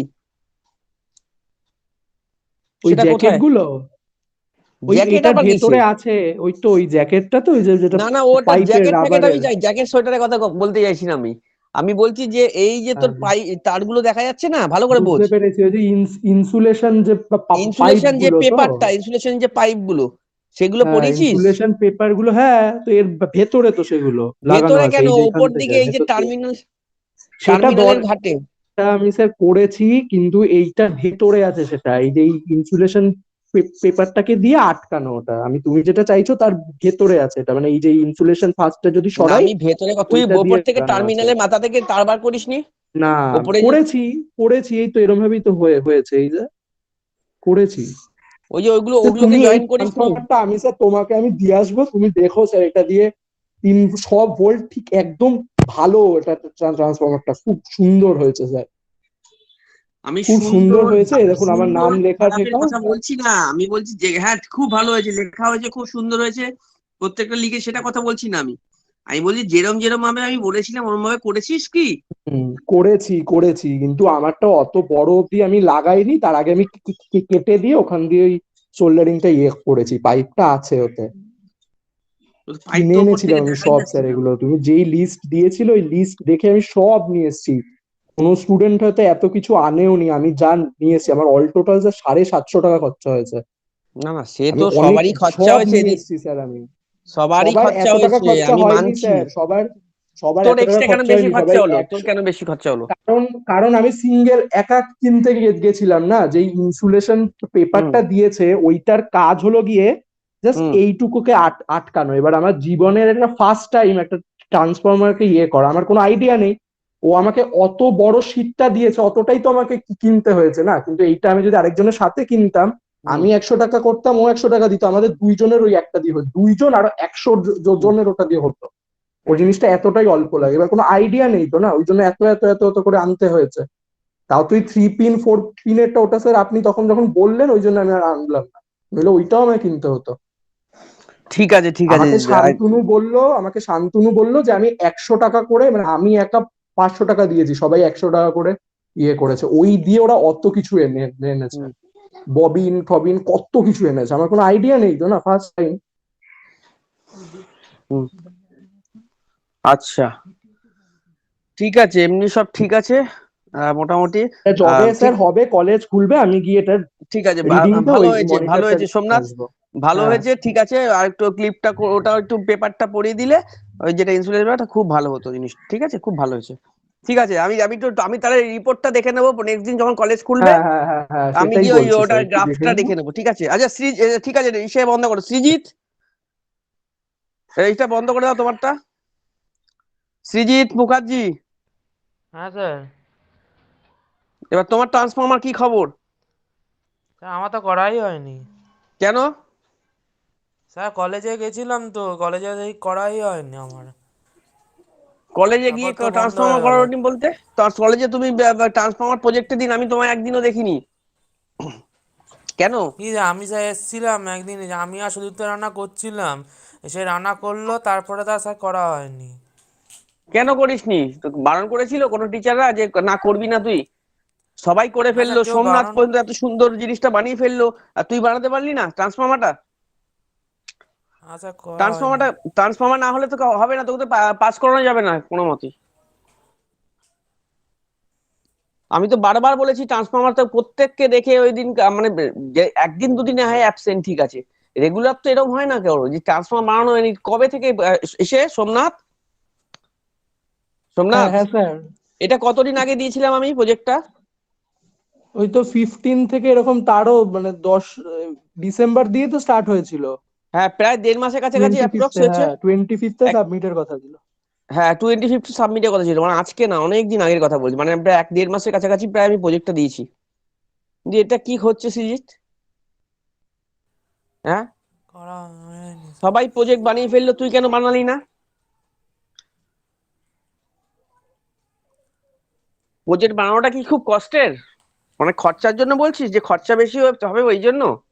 না স্যার, আমার সব কেনা ছিল স্যার, কিন্তু ওখানে গিয়ে করা হয়নি। তো কেউ তো বারণ করেনি, আমি তো এমনও বলেছি যে বাড়িতে বসে, ওখানে যদি অসুবিধা হয় বাড়িতে বসে হাতে টান দিয়ে কাজ করতে, আমি বলিনি তোদের? হ্যাঁ স্যার। তো কেন করিসনি? হাতে টান দিয়ে করতে কি অসুবিধা হতো নিজে বাড়িতে বসে? একটা নিজে হাতে তৈরি করা জিনিস আর একটা বাইরে কিনে নেওয়ার জিনিসের মধ্যে পার্থক্য আছে, জানিস তো? তুই যদি এটা কিনে করিস, বা এই যে সোমনাথ যে করেছে জিনিসটা, ও নিজে কত আনন্দ পাচ্ছে, নিজের হাতে প্রজেক্ট বানিয়েছে, একটা জিনিস তৈরি করেছে। হ্যাঁ স্যার। হ্যাঁ স্যার। তাহলে লোকেরটা দেখলে কিন্তু কিছু হয় না বাবা, নিজেকে করতে হয়। নিজেকে করে নিজেকে ইমপ্রুভ, নিজের থেকে ইমপ্রুভ করতে হবে নিজেকে। তুই এরপরে কারো কত কত কিছু বানানোর আমাদের প্রজেক্ট আছে, অনেক রকম জিনিস। এরপরে যখন পাস করে বেরিয়ে যাবি একটা জায়গায় পৌঁছাবি, তারপর নতুন নতুন জিনিস তৈরি করতে হবে। তো এই প্ল্যান গুলো এখন থেকে তো শুরু করতে হবে। এটা তো বেস, আমাদের বেসিক একটা ট্রান্সফর্মার দিয়েছি শুধু, তাতেই তৈরি করতে পারিসনি ইলেকট্রিক্যাল স্টুডেন্ট হয়ে। তো এরকম করলে তো হবে না বাবা, করতে হবে তো এগুলো সবকিছু। তুই তো কিছুই বানাসনি। তুই ডেটাটা পেয়েছিলি হাতে? কি কি হ্যাঁ দিয়েছিলাম স্যার, বল ওই তোর মনে আছে? ইনস্ট্রুমেন্টটা স্যার আছে কলেজ। না না, আমি যে ডেটাগুলো দিয়েছিলাম সেগুলো কি তোর মনে আছে? কি কি করতে হবে, কতগুলো টার্ন দিতে হবে প্রাইমারিতে, সেকেন্ডারিতে কটা টার্ন লাগবে, কি টাইপের ওয়্যার লাগবে? হ্যাঁ স্যার, প্রাইমারিটা মনে আছে, কত 1100 কত হাত দিয়ে করতে হবে, ওগুলো স্যার মনে আছে। হুম। 1100 কত মনে আছে মানে বুঝলাম না, 1100 কত বলেছিলাম? কতটা টার্ন লাগবে? 1100 কত টার্ন দেওয়ার কথা বলেছিলাম? আর প্রাইমারিতে কত বলেছিলাম, আর স্যার সেকেন্ডারিতে হাতে কত করে, স্যার হাতে করে যেমন 1150 না 1100 সামথিং আমি আর রানা মিলে করেছিলাম। রানারটা আমি আর রানা করেছিলাম, তো ওটা একটু মনে আছে। ওরকম করলে হবে না বাবা, ওরকম করলে হবে না, মনে রাখলে এরকম ভাবে মনে রাখলে হবে না, মাথায় গেঁথে রাখতে হবে জিনিসগুলো। আমি তো জাস্ট এমনি জাস্ট দেখানোর জন্য করিনি। এইচওডি স্যার বারবার বললেন, প্রত্যেকটা ম্যাডামরা, প্রত্যেকটা গ্রুপে বারবার বলছি যে প্রজেক্টটা বানাও, প্রত্যেকে বানিয়েছে। কেন তুই এটা করিসনি? আমার তো মাথায় ঢুকছে না, কি সমস্যাটা কি? মালপত্র কিনে রাখলে কি প্রজেক্ট হয়ে যায়? যে আমি মাল কিনেছি স্যার, তা আমি জিনিসটা বানাবো না, জিনিসটা তৈরি করে দেখবো না যে এটা কত কি বেরাচ্ছে, আমার নিজের হাতে তৈরি জিনিসটা কত রিডিং বেরাচ্ছে, কত কি পাচ্ছি? এরকম ঠিক করে আছে, থাকলে আমি তো হবে না। কলেজে যাই স্যার, তা আমি কদিনের মধ্যে কলেজ যাচ্ছি স্যার, ওখানে সামনে করে দেখিয়ে দেবো। এই কোন এখন গিয়ে কলেজে? এখন তো কলেজ বন্ধ। তুই বাড়িতে বসে তৈরি কর না, তুই বাড়িতে বসে তৈরি করে সেটা করে আমায় দেখা ভিডিও কল করে, আমার সাথে আলাদা ভাবে দেখা যে স্যার এই যে করেছি স্যার, রেডি কর আগে মালটা। একা আমার একাই স্যার কর না বাড়িতে ইনস্ট্রুমেন্ট গুলো বসে, তো তোকে তো কেউ কলেজেই আছে। অসুবিধা নেই, তোর কোনো কাজ নেই তো। হ্যাঁ, আমার ইনস্ট্রুমেন্ট গুলো তো কি বলছিস? কলেজেই আছে, আর আমার ইনস্ট্রুমেন্ট গুলো। কলেজে রেখে এসছিস? হ্যাঁ স্যার। ইনস্ট্রুমেন্ট না, মেটেরিয়াল, মেটেরিয়াল গুলো কলেজে রেখে এসছিস? হ্যাঁ স্যার। কি অবস্থা, সমস্যা। আরিফ স্যার, বলুন। কি অবস্থা? ও দেখো, রেখে এসছে, আবার করতে হবে তো ওকে। অনেকেই করেনি, শুধু সৃজিত না, এরকম অনেকেই আছে। অনেকেই করেনি না? হুম। এভাবে করলে তো খুব সমস্যা। এটা যখন কলেজ অফলাইন হয়েছিল তখনই করতে দেওয়া হয়েছিল, আবার তো নতুন প্রজেক্ট দেওয়ার কথাও হয়েছে। হ্যাঁ, একটা প্রজেক্ট না শেষ করে আরেকটা প্রজেক্ট, ও তো রীতিমতো হাবুডুবু খেয়ে যাবে এবার। ও কি করে, সিজি তুই নেক্সট প্রজেক্টটা কি করে করবি? এরপরে তো মেইন প্রজেক্ট আছে, ভাবছিলাম, ওটাই স্যার মেইন প্রজেক্ট ভাবছিলাম। করতে হবে। তুই মেইন প্রজেক্ট কার আন্ডারে আছিস? কোন স্যার গাইড আছে তোর? শুধু আসুন স্যার। সুদর্শন স্যার, তোদের গ্রুপে কে কে আছে? স্যার আমাদের সাথেই আছে, ও তোর সুজিত সাথে আছে, আমাদের তোদের সাথে সাথেই আছে। আছে, ম্যাপ সুইচ করছিলাম আমরা। ও তাহলে সৃজিত এইভাবে করলে কিন্তু হবে না সৃজিত। এইটা না প্রজেক্ট করবে, তুমি সাবমিট না করলে কিন্তু তোমাকে নেক্সট প্রজেক্টের জন্য কিন্তু অ্যালাউ করবে না কেউ। যে প্রজেক্টটা দিয়েছি একটা ট্রান্সফর্মার বানানো, তাও তোরা 1.5 মাস, মানে তোমরা 1.5 মাসের উপর লাগিয়ে দিয়েছো, সেটাও কমপ্লিট করতে পারো নি সবাই মিলে। এরকম করলে কিন্তু চলবে না। নেক্সট প্রজেক্টটা কি করে এরপর সাবমিট ওদের করবে তুমি? এরপর ওদের স্টেবিলাইজার আছে মনে হয় স্টেবিলাইজারও সম্ভবত। করতে হবে না, স্টেবিলাইজারটা হবে কিনা আমি জানি না, তবে ওটা আগে ওদের ফাইনাল প্রজেক্ট, ফাইনাল ইয়ারের প্রজেক্ট আছে তো। তো এরকম ভাবে করলে কি করে হবে আমি মাথায় ঢুকছি না। সবাই ইকুয়ালি কাজটা করলে সমানভাবে হয়ে যায় হয়ে যেত, একই এতদিনে দিনে। সবার হয়ে যেত। আর এই একা করবি, পরে আবার কেউ তোকে হেল্প করবে না, এরকম হবে। এখানে কত কাজ বাকি, রিডিং গুলো ওটা রেডি করতে হবে ভালো করে, রিডিং গুলো বার করতে হবে, তারপরে আবার ওখানে ওখানে গ্রাফে গিয়ে মানে গ্রাফটা দেখতে হবে যে কারেন্ট ওয়েভটা কিরম আসছে, সেগুলো দেখতে হবে সিআরওতে গিয়ে। কি করে কি করবে আমি তো মাথায় ঢুকছে না কিছু। আর কোথাও কেউ জয়েন করেছে আরিফ?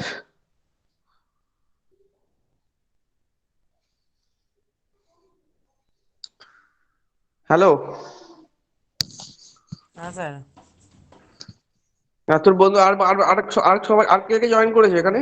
আমি তো দেখতে পাচ্ছি না কাউকে আর। হ্যাঁ আমরা সোমনাথ আর দুজনই আছি স্যার। তা সৃজিত, তুই রেডি? তুই তো কলেজ খুললে কবে রেডি কবে করতে পারবি জানি না, কলেজ কবে খুলবে, লকডাউনটা না স্যার কাটলে তো আমি হবে এই না। কদিনের মধ্যে স্যার যাচ্ছি স্যার কলেজে, আর গেলে আপনার তুই সামনেই স্যার ওখান করবো। ওটা নিয়ে আসার ব্যবস্থা কর, নিয়ে যে করতে থাক, ওটা না শেষ করলে হবে না সৃজিত, কমপ্লিট করতে হবে পুরোটা। হ্যাঁ স্যার আমি যাব কলেজে স্যার, আমি কলেজে ছি, আপনার সামনেই করে দেখাবো। না আমি কলেজে গিয়ে কি করব? সে আপনি তুই স্যার কবে কলেজে আসবি আসছেন বল, না? তা আমি দেখছি, একবার ট্রাই করছি। আমি তো স্যার ভাবছিলাম টিউসডে যাব। টুইসডে? হুম। তুই তো মানডে যাবি না? মানডে না তো স্যার বসছিস মানডে না হবে তোরা না। ক্যাম্পাসিং এ? ক্যাম্পাসিং আছে তো মানডে। মানডেতে স্যার হবে না মনে হয়। সোমনাথ বসছিস মানডেতে? হ্যাঁ, হ্যালো সোমনাথ,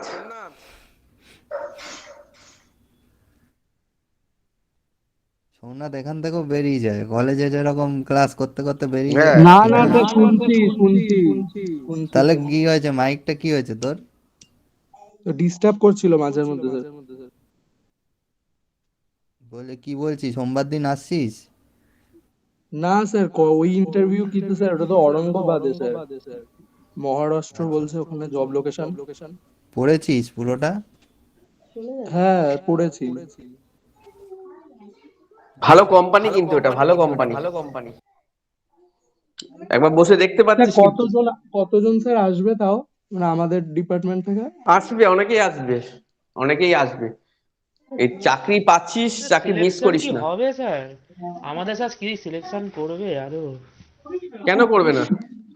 তোর উপর সেলফ কনফিডেন্স নেই? এখনই তুই এরকম হলে কিভাবে পরে গিয়ে তুই চাকরি পাবি? তুই বসে দেখ না, ভালো কোম্পানি, প্রথম ট্রেনিং হবে, তারপরে পার্মানেন্ট হয়ে যাবি।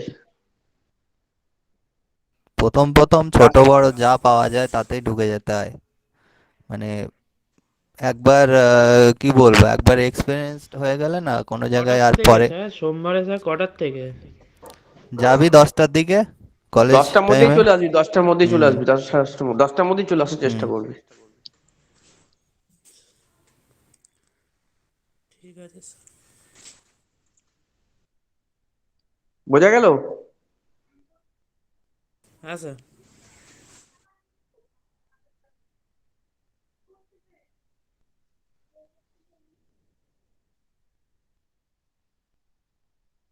কটা রাউন্ড আছে দেখেছিস?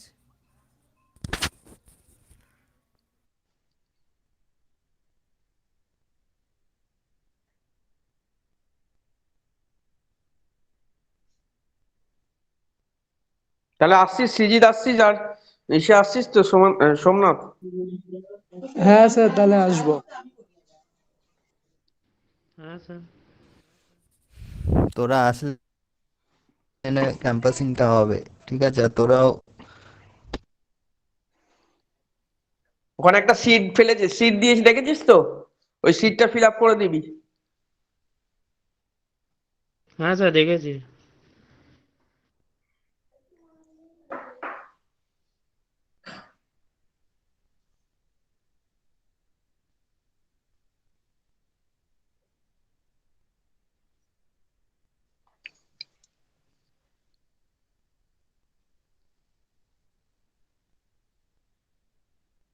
এত অ্যাটেন্ডেন্স কম কেন আরিফ? কি জানি, এদের তো বহুবার বলা হয়েছে, মানে গ্রুপেও দুজন বলা মাত্র হয়, বসে আছে। তারপর এটা পার্সোনালি ফোন আইপিডি, করে বলা হ্যাঁ। হচ্ছে, তাও যদি না আসে আর কি করবো? অ্যাটেন্ডেন্স এত পুয়ার, দুজন মাত্র এসছে। তোদের ডেটা ব্যালেন্স আছে তো নাকি? সকালে ক্লাসে ছিলিস সৃজিত, সোমনাথ? হ্যাঁ স্যার আমরা ছিলাম, তার আমি যা ছিলাম, হ্যাঁ, তো ছিলাম তার ছিলাম। দুটোর পর আমি ছিলাম না স্যার। আচ্ছা।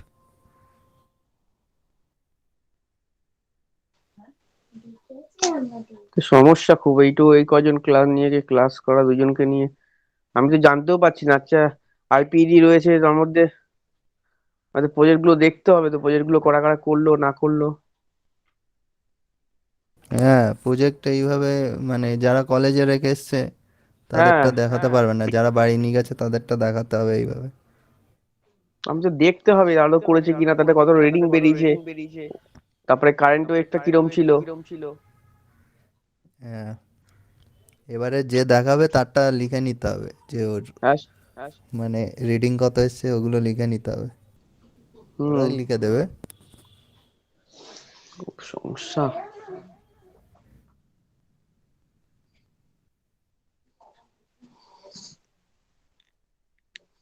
আচ্ছা, যাক দুজন আছে, আমি তাহলে একটা তোদের কি বলে, একটা ভিডিও দেখাচ্ছি, ওটা দেখে নে। এই তোর কি বলে, স্টেবিলাইজার যে বানাবো, স্টেবিলাইজারের উপর একটা ভিডিও দেখাচ্ছি, ঠিক আছে? সৃজিত আর সোমনাথ, হ্যাঁ স্যার। হ্যাঁ হ্যাঁ স্যার, বলুন। এটা ভিডিও দেখাবো, ভিডিওটা দেখ। এটা আমরা যে বানাচ্ছি তো, একটা কি বলে, স্টেবিলাইজার বানাবো, মানে টাইম পেলে স্টেবিলাইজারের উপরে ভিডিওটা দেখাচ্ছি, দেখ কি কি পার্টস লাগছে কি না লাগছে। হুম।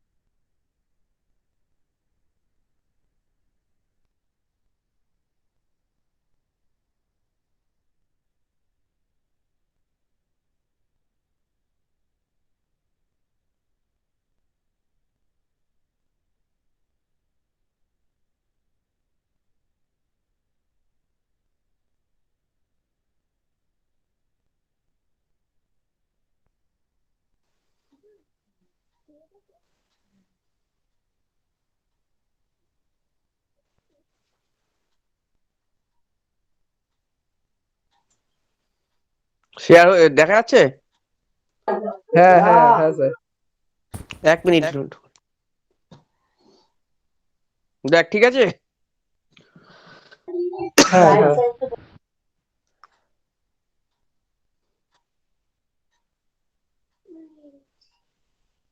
1000 VA অটোমেটিক স্টেবিলাইজার অ্যাসেম্বলি।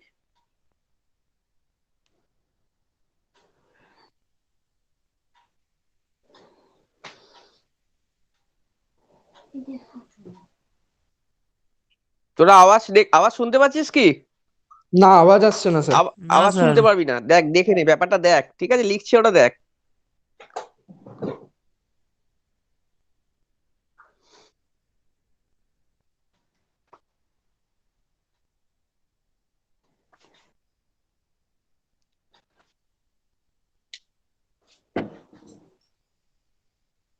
দেখ পাঁচটা লুপ আছে, এটা কমন ধর, এটা 1 2 3 4 5, তাহলে 5টা লুপ রয়েছে, ঠিক আছে, 90 থেকে 2000 ভোল্ট অব্দি এটাকে স্টেবিলাইজ করতে পারবো, ঠিক আছে।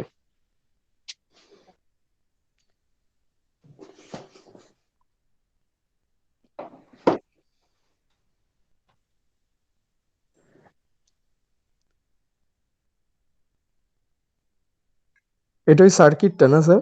হ্যাঁ, এই সার্কিটের মধ্যে বসে এই সার্কিটটাকে মেন অপারেট করবে ট্রান্সফর্মার দিয়ে, এই কিটের মধ্যে,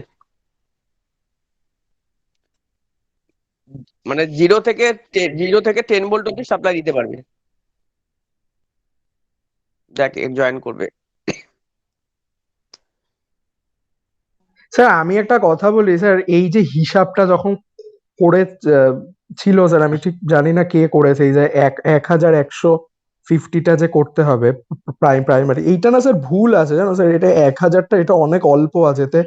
মানে দেখছি কি মানে জিনিসটা গরম হয়ে যাচ্ছে স্যার খুব শিগগিরই, মানে 220 ভোল্ট আমি যেই অন করছি, মানে মিনিট 2-3 যদি রাখি হুম। বিভৎস হিট হয়ে যাচ্ছে স্যার ওটা। আর তুই ওটার মনে ওটাকে স্যার কোড অ্যাটলিস্ট সেটিং 2000 শোন, করতে আমার কথা লাগবে। শেষ কর, আমার কথা শেষ কর। কোড যতক্ষণ না সেট হবে ভালোভাবে, কোড তো এইভাবে সেট হয় না, কোড হয় মেশিনে সেট হয়। বড় বড় ট্রান্সফর্মার দেখবি ভিডিও চালিয়ে যে ট্রান্সফর্মার কিভাবে বানানো হয়, দেখবি মেশিনে একটা মেশিন আছে, ওটাকে চেপে প্রেস করে পুরো কোডটাকে একদম সমান করে, একদম মানে যেরকম আঠা লাগে না, আঠার মতো লেগে থাকে, বুঝিস, হুম একটু হুম গ্যাপ থাকে না। এবার যদি গ্যাপ যতক্ষণ না করে লস তুই কমাতে পারবি, ততক্ষণ কোড হিট হবে, এবং কোড হিট সে হওয়ার তো পরে পুরো হ্যাঁ, সে তো ট্রান্সফর্মার হবেই। ওয়েন্ডিংটাও হিট হবে, ঠিক তাহলে আছে। ওটা ওরম ভাবেই স্যার হবে না, যেহেতু ঘরে হ্যাঁ, একদম মানে একদম আমরা ফাস্ট যেহেতু ফাস্ট আমরা করা। যেহেতু আমরা যেহেতু জাস্ট প্র্যাকটিক্যাল বা অভ্যাসের জন্য করছি, প্র্যাকটিক্যাল করে অভ্যাসের জন্য করছি, যেটা প্র্যাকটিস হুম যে করছি, প্র্যাকটিসের জন্য আমরা কলেজে গিয়ে এরকম টাইপের ট্রান্সফর্মার ওয়েন্ডিংটা আমরা শিখছি, বোঝা গেছে, হুম কিভাবে ট্রান্সফর্মার মেকিং করতে হয়। হুম আমরা তো এই ট্রান্সফর্মার তো বাইরে প্রোডাক্টে বিক্রি করব না, ঠিক আছে, সেটা- আমরা হুম কিভাবে বানাতে হয় সেটা শিখছি, ঠিক আছে, বোঝা গেল। তো হুম এইটা হুম একটু হিট হবে, কিছু করার নেই। ঠিক আছে। ঠিক আছে, দেখ ভিডিওটা দেখ।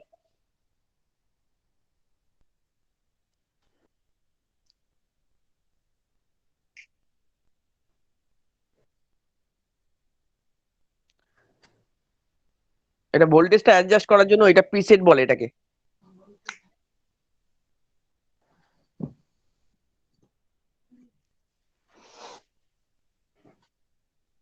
স্যার একটা কথা ইন্টারাপ্ট করছি স্যার, এই ভিডিওটার লিঙ্কটা একটু গ্রুপে একবার ইয়ে করে দেবে স্যার?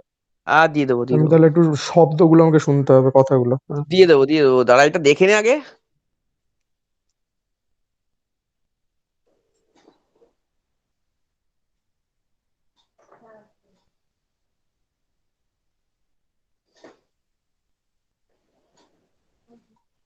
মাইক্রোপ্রসেসর কিট দেখতে পাচ্ছিস, মাইক্রোপ্রসেসর কিট লিখেছে।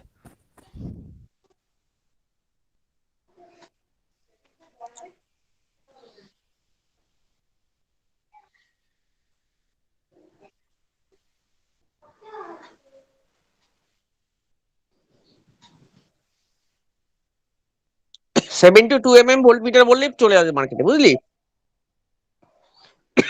কেবিনেট আছে, পুরোটা কেবিনেট একটা, 1 kVA অটোমেটিক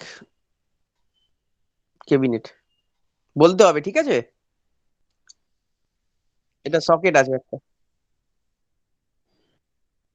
এখানে আউটপুটের জন্য লাগাতে হবে, এখানে 15 এম্পিয়ার 15 এম্পিয়ারের সকেট, হ্যাঁ।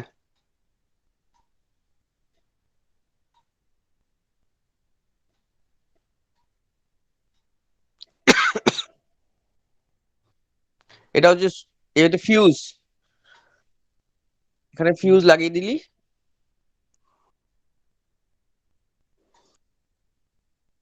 15 এম্পিয়ারের ফিউজ লাগবে কিন্তু।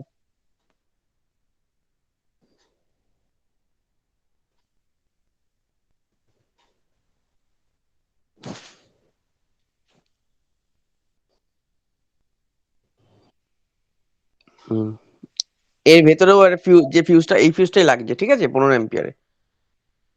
এটা সুইচ, ইনপুট আউটপুটের জন্য ভোল্টেজের জন্য এই সুইচটা লাগাচ্ছি, ঠিক আছে? হুম। মানে এবার তুই এই সুইচটা টিপলে ভোল্ট মিটার দেখাবে যে ইনপুটে কত ভোল্টেজ দেখাচ্ছে, বুঝতে পারলি, আর আউটপুটে কত ভোল্টেজ দেখাচ্ছে। এটা হচ্ছে তারটা।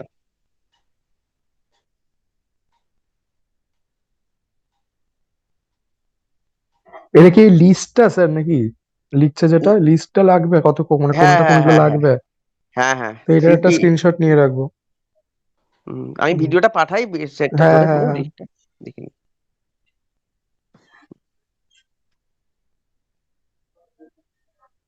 এটা অ্যাসেম্বলি করছে কিভাবে।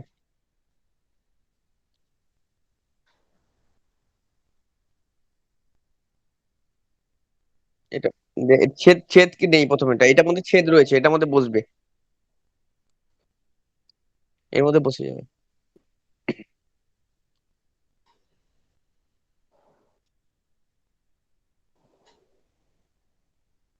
এখানে কানেকশন এরকম ভাবে সেট করতে হবে, হোল গুলো করতে হবে, হোল করে লাগিয়ে দিস। মার্কার দিয়ে তুই ওটাকে সেট করে নিলি, এবার এবার ড্রিল করে দিয়ে ফুটো করে ওটাকে সেট আপ করতে হবে।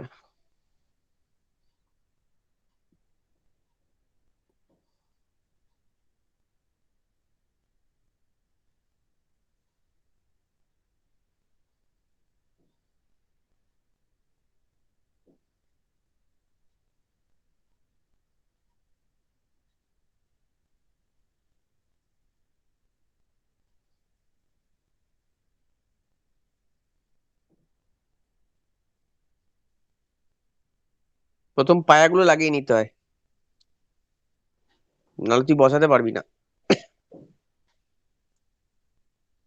উল্টো করে ওটা বসিয়ে দিবি।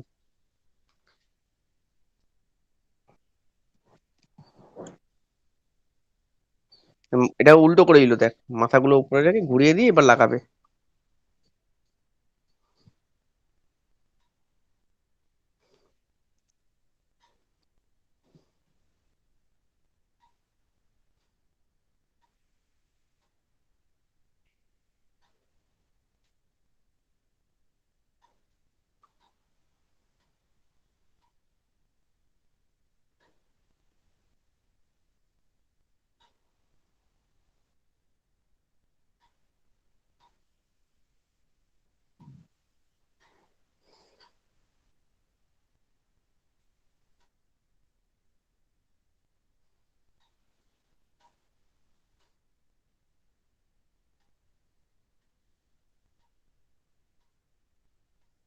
সকেটের তারগুলো বার করছে।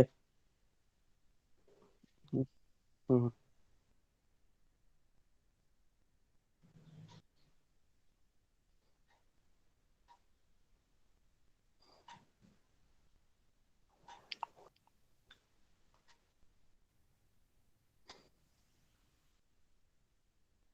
এটা ফিউজের মধ্যে ফেসটা ঢুকে যাচ্ছে।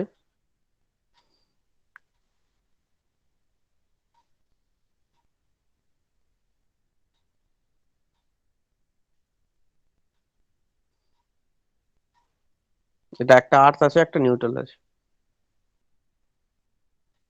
এটা নিউট্রাল, আর উপরে হচ্ছে আর্থ।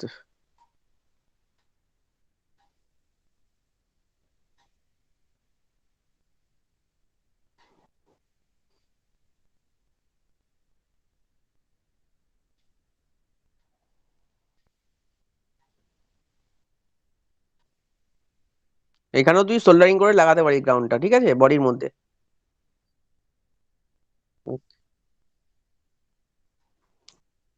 একটা তার দিয়ে শর্ট করে নিলেই হয়ে যাবে।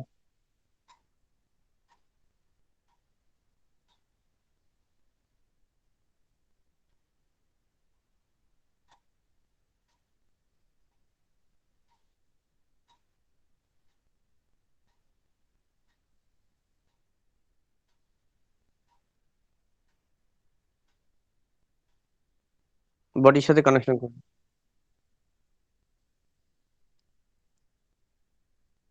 হুম, হুম।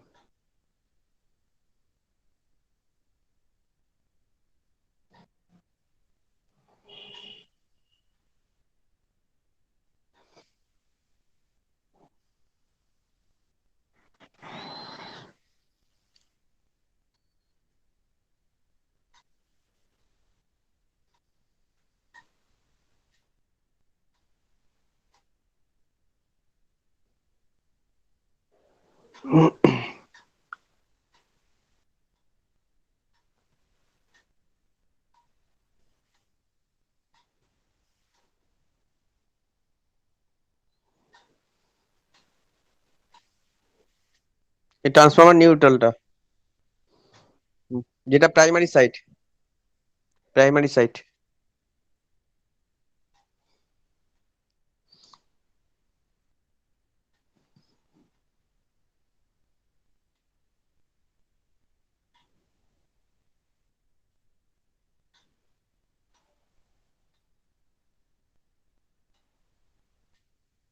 বাবা, এটা আমার অ্যাডভাইস মারছে।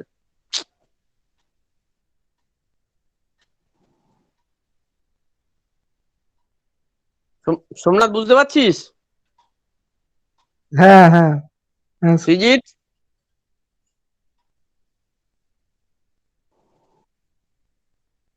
দেখ নাট লাগাস।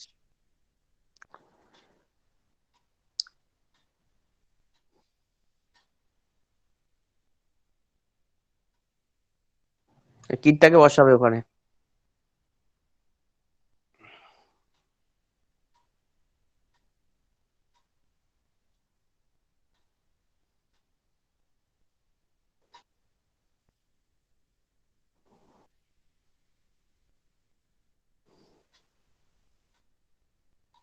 এটা আউটপুটের সকেটে দিচ্ছে, বুঝলি? হুম।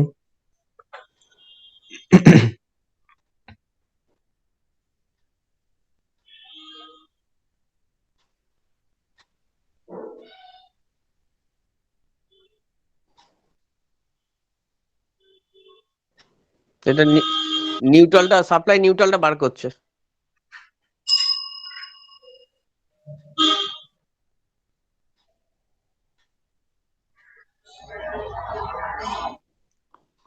নিউট্রালটা কমনই আসবে।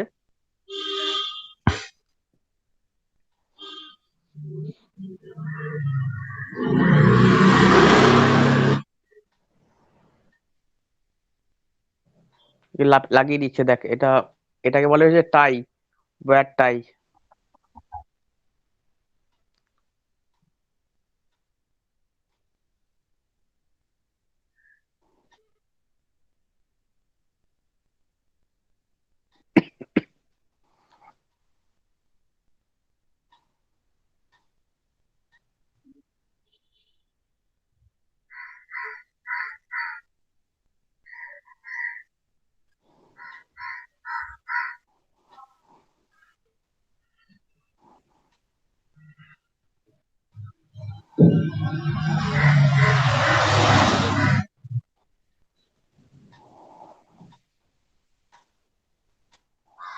কানেকশন করে দিল, দেখ।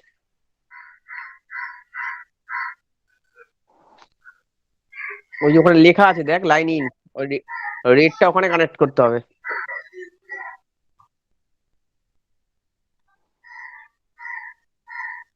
এটা নিউট্রাল, লাইন আউটপুট, এটা আউটপুট,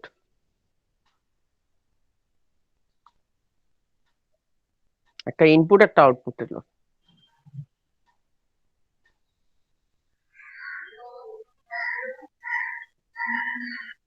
এবার এই লুপটাকে এখানে কানেক্ট করবে।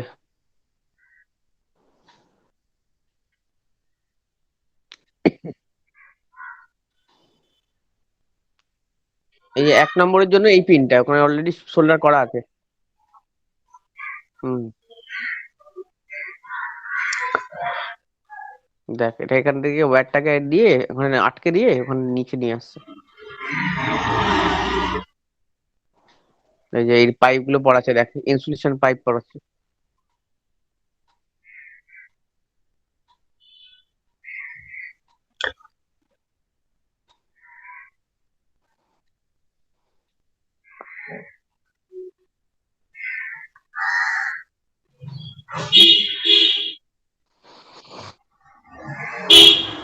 কেটে দিল,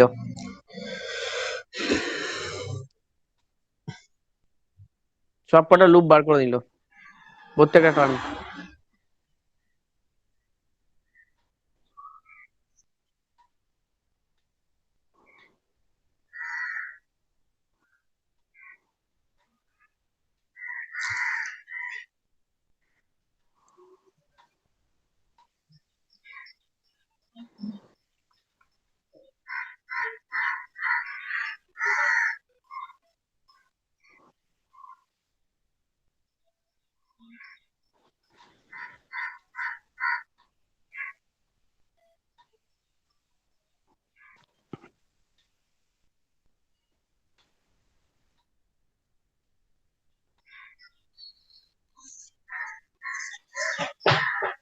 ছোট ছোট করে কেটে নিয়ে এবার ওখানে জয়েন করে দেবে, সোল্ডারিং করে দেবে।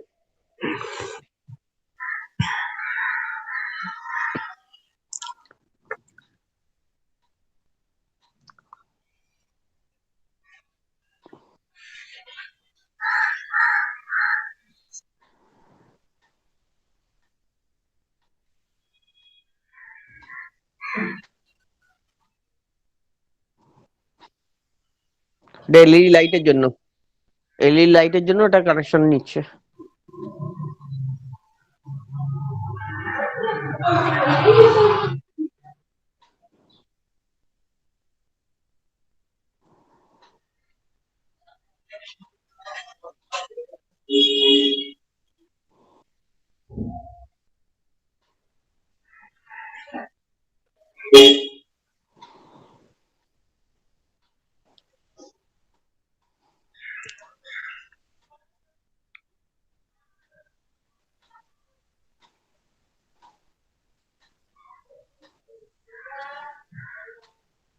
সুইচটা পড়ে দিচ্ছে, এটা আউটপুটের ভোল্টেজটা দেখার জন্য।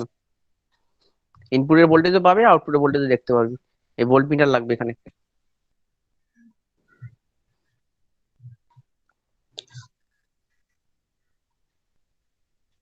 ইনপুটের জন্য এই লাল তারটা নিল, লাল আর কালোটা।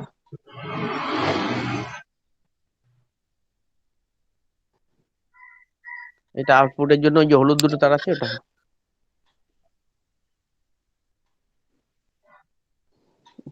ইনপুটটা এখানে জয়েন করছে। হুম,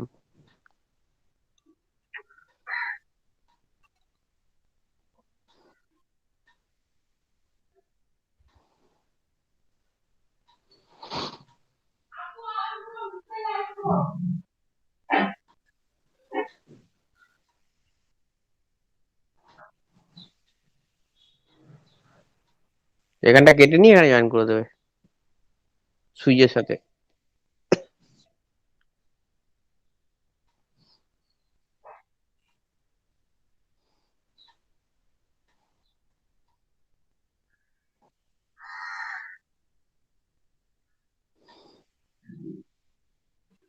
দেখ 5 নম্বরের লুপে সোল্ডারিং করলো, 5 নম্বরের জন্য আছে তাই। এই পরেরটা নেক্সট, এটা 4 নম্বর।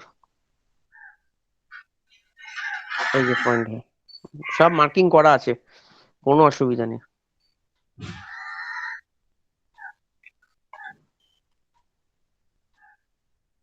সব কটা মার্কিং করে জয়েন করে নিল। হুম, এটা ইনপুট লাইনের জন্য রেড ওয়্যারটা, এটা আউটপুটের জন্য নীলটা। হুম, সব ইন্ডিকেট করে দিয়েছে অলরেডি, এই লোপই ইন্ডিকেট করেছে। হুম, 10 ভোল্ট সাপ্লাই দিতে হচ্ছে এখানে, 0 থেকে 10 ভোল্ট যেটা প্রথমে বললাম। এখানে এখানে ঝালাই মানে সোল্ডার করে দিল, রেডি হয়ে গেছে মোটামুটি। এখানে লাগিয়ে দিল।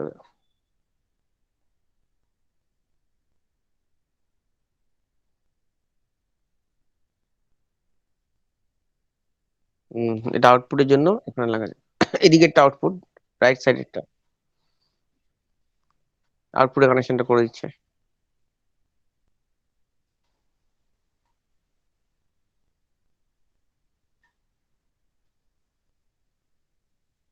এটা ইনপুটের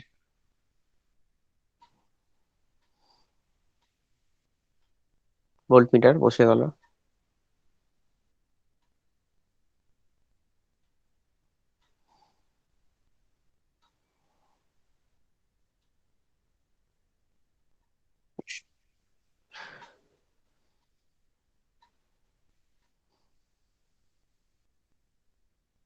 এটা 2A সুইচের মতনই, 3টে ঘাট আছে দেখ, এদিকে টানলে ইনপুট আর ওদিকে টানলে আউটপুট।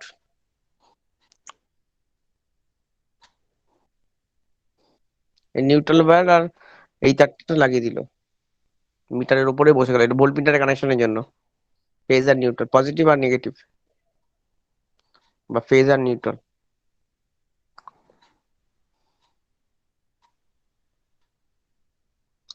ভোল্টমিটারটা কানেকশন করে দিচ্ছে,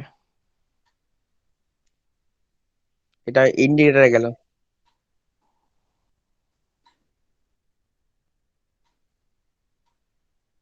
এটা এলইডি লাইটের সাথে কানেকশন করলে মানে ইন্ডিকেটার।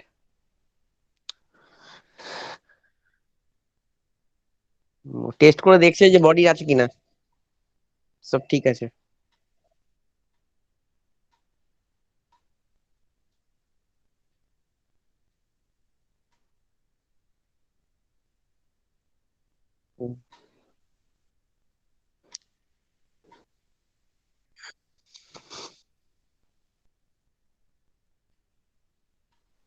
না, ভোল্টেজ শো করে গেল 220 ভোল্ট, ইনপুটের ভোল্টেজ।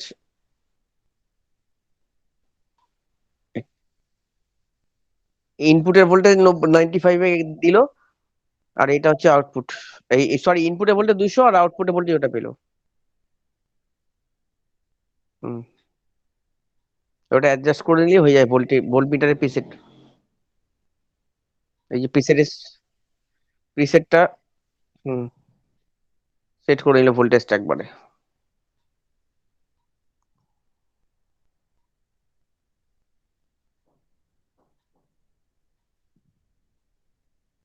দেখ,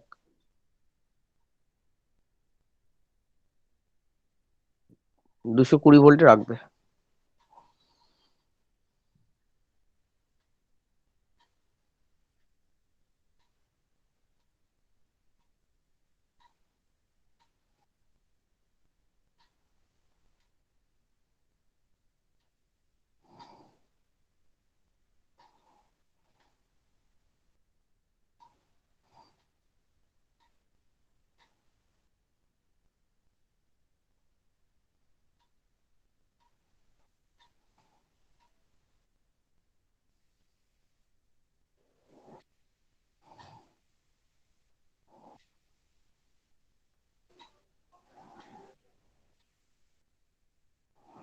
ভোল্টেজটা সেট করে নিল, আউটপুটে ভোল্টেজ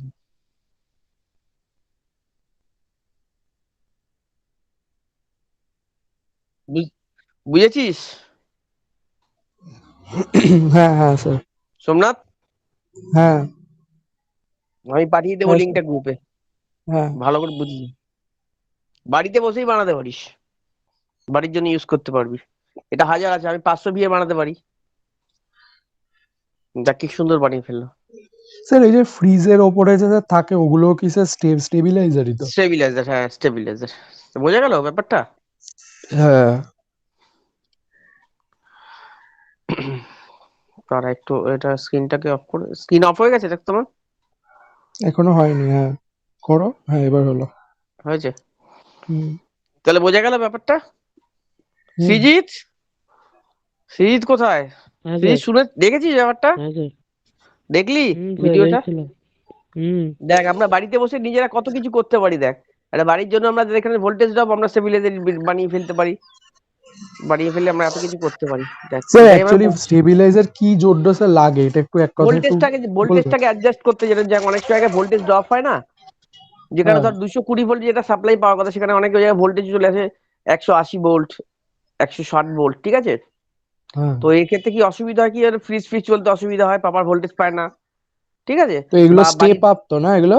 হ্যাঁ, এই step up voltage, step up করে দিল, এবার তুই হ্যাঁ। ভোল্টেজটাকে অ্যাডজাস্ট করে দিলি, স্টেপ আপ করে রেখে দিলি। আর আমাদের স্টেবিলাইজার বাড়ির এখানে যে ট্রান্সফরমার আসে এগুলো কি স্টেপ ডাউন? কোনটা? এখানে স্টেপ ডাউন করছে তো ভোল্টেজটা।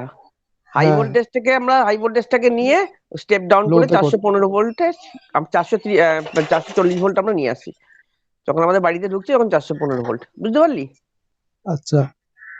ক্লিয়ার ব্যাপারটা সবাই? ঠিক আছে, আরিফ স্যার কিছু বলবেন? আমার হয়ে গেছে নয়? না না, ঠিক আছে, দেখলাম ঠিক আছে তাহলে, ভিডিওটা। ঠিক আছে লিভ করে যা, তাহলে আমি পাঠিয়ে দিচ্ছি গ্রুপে। হুম হুম।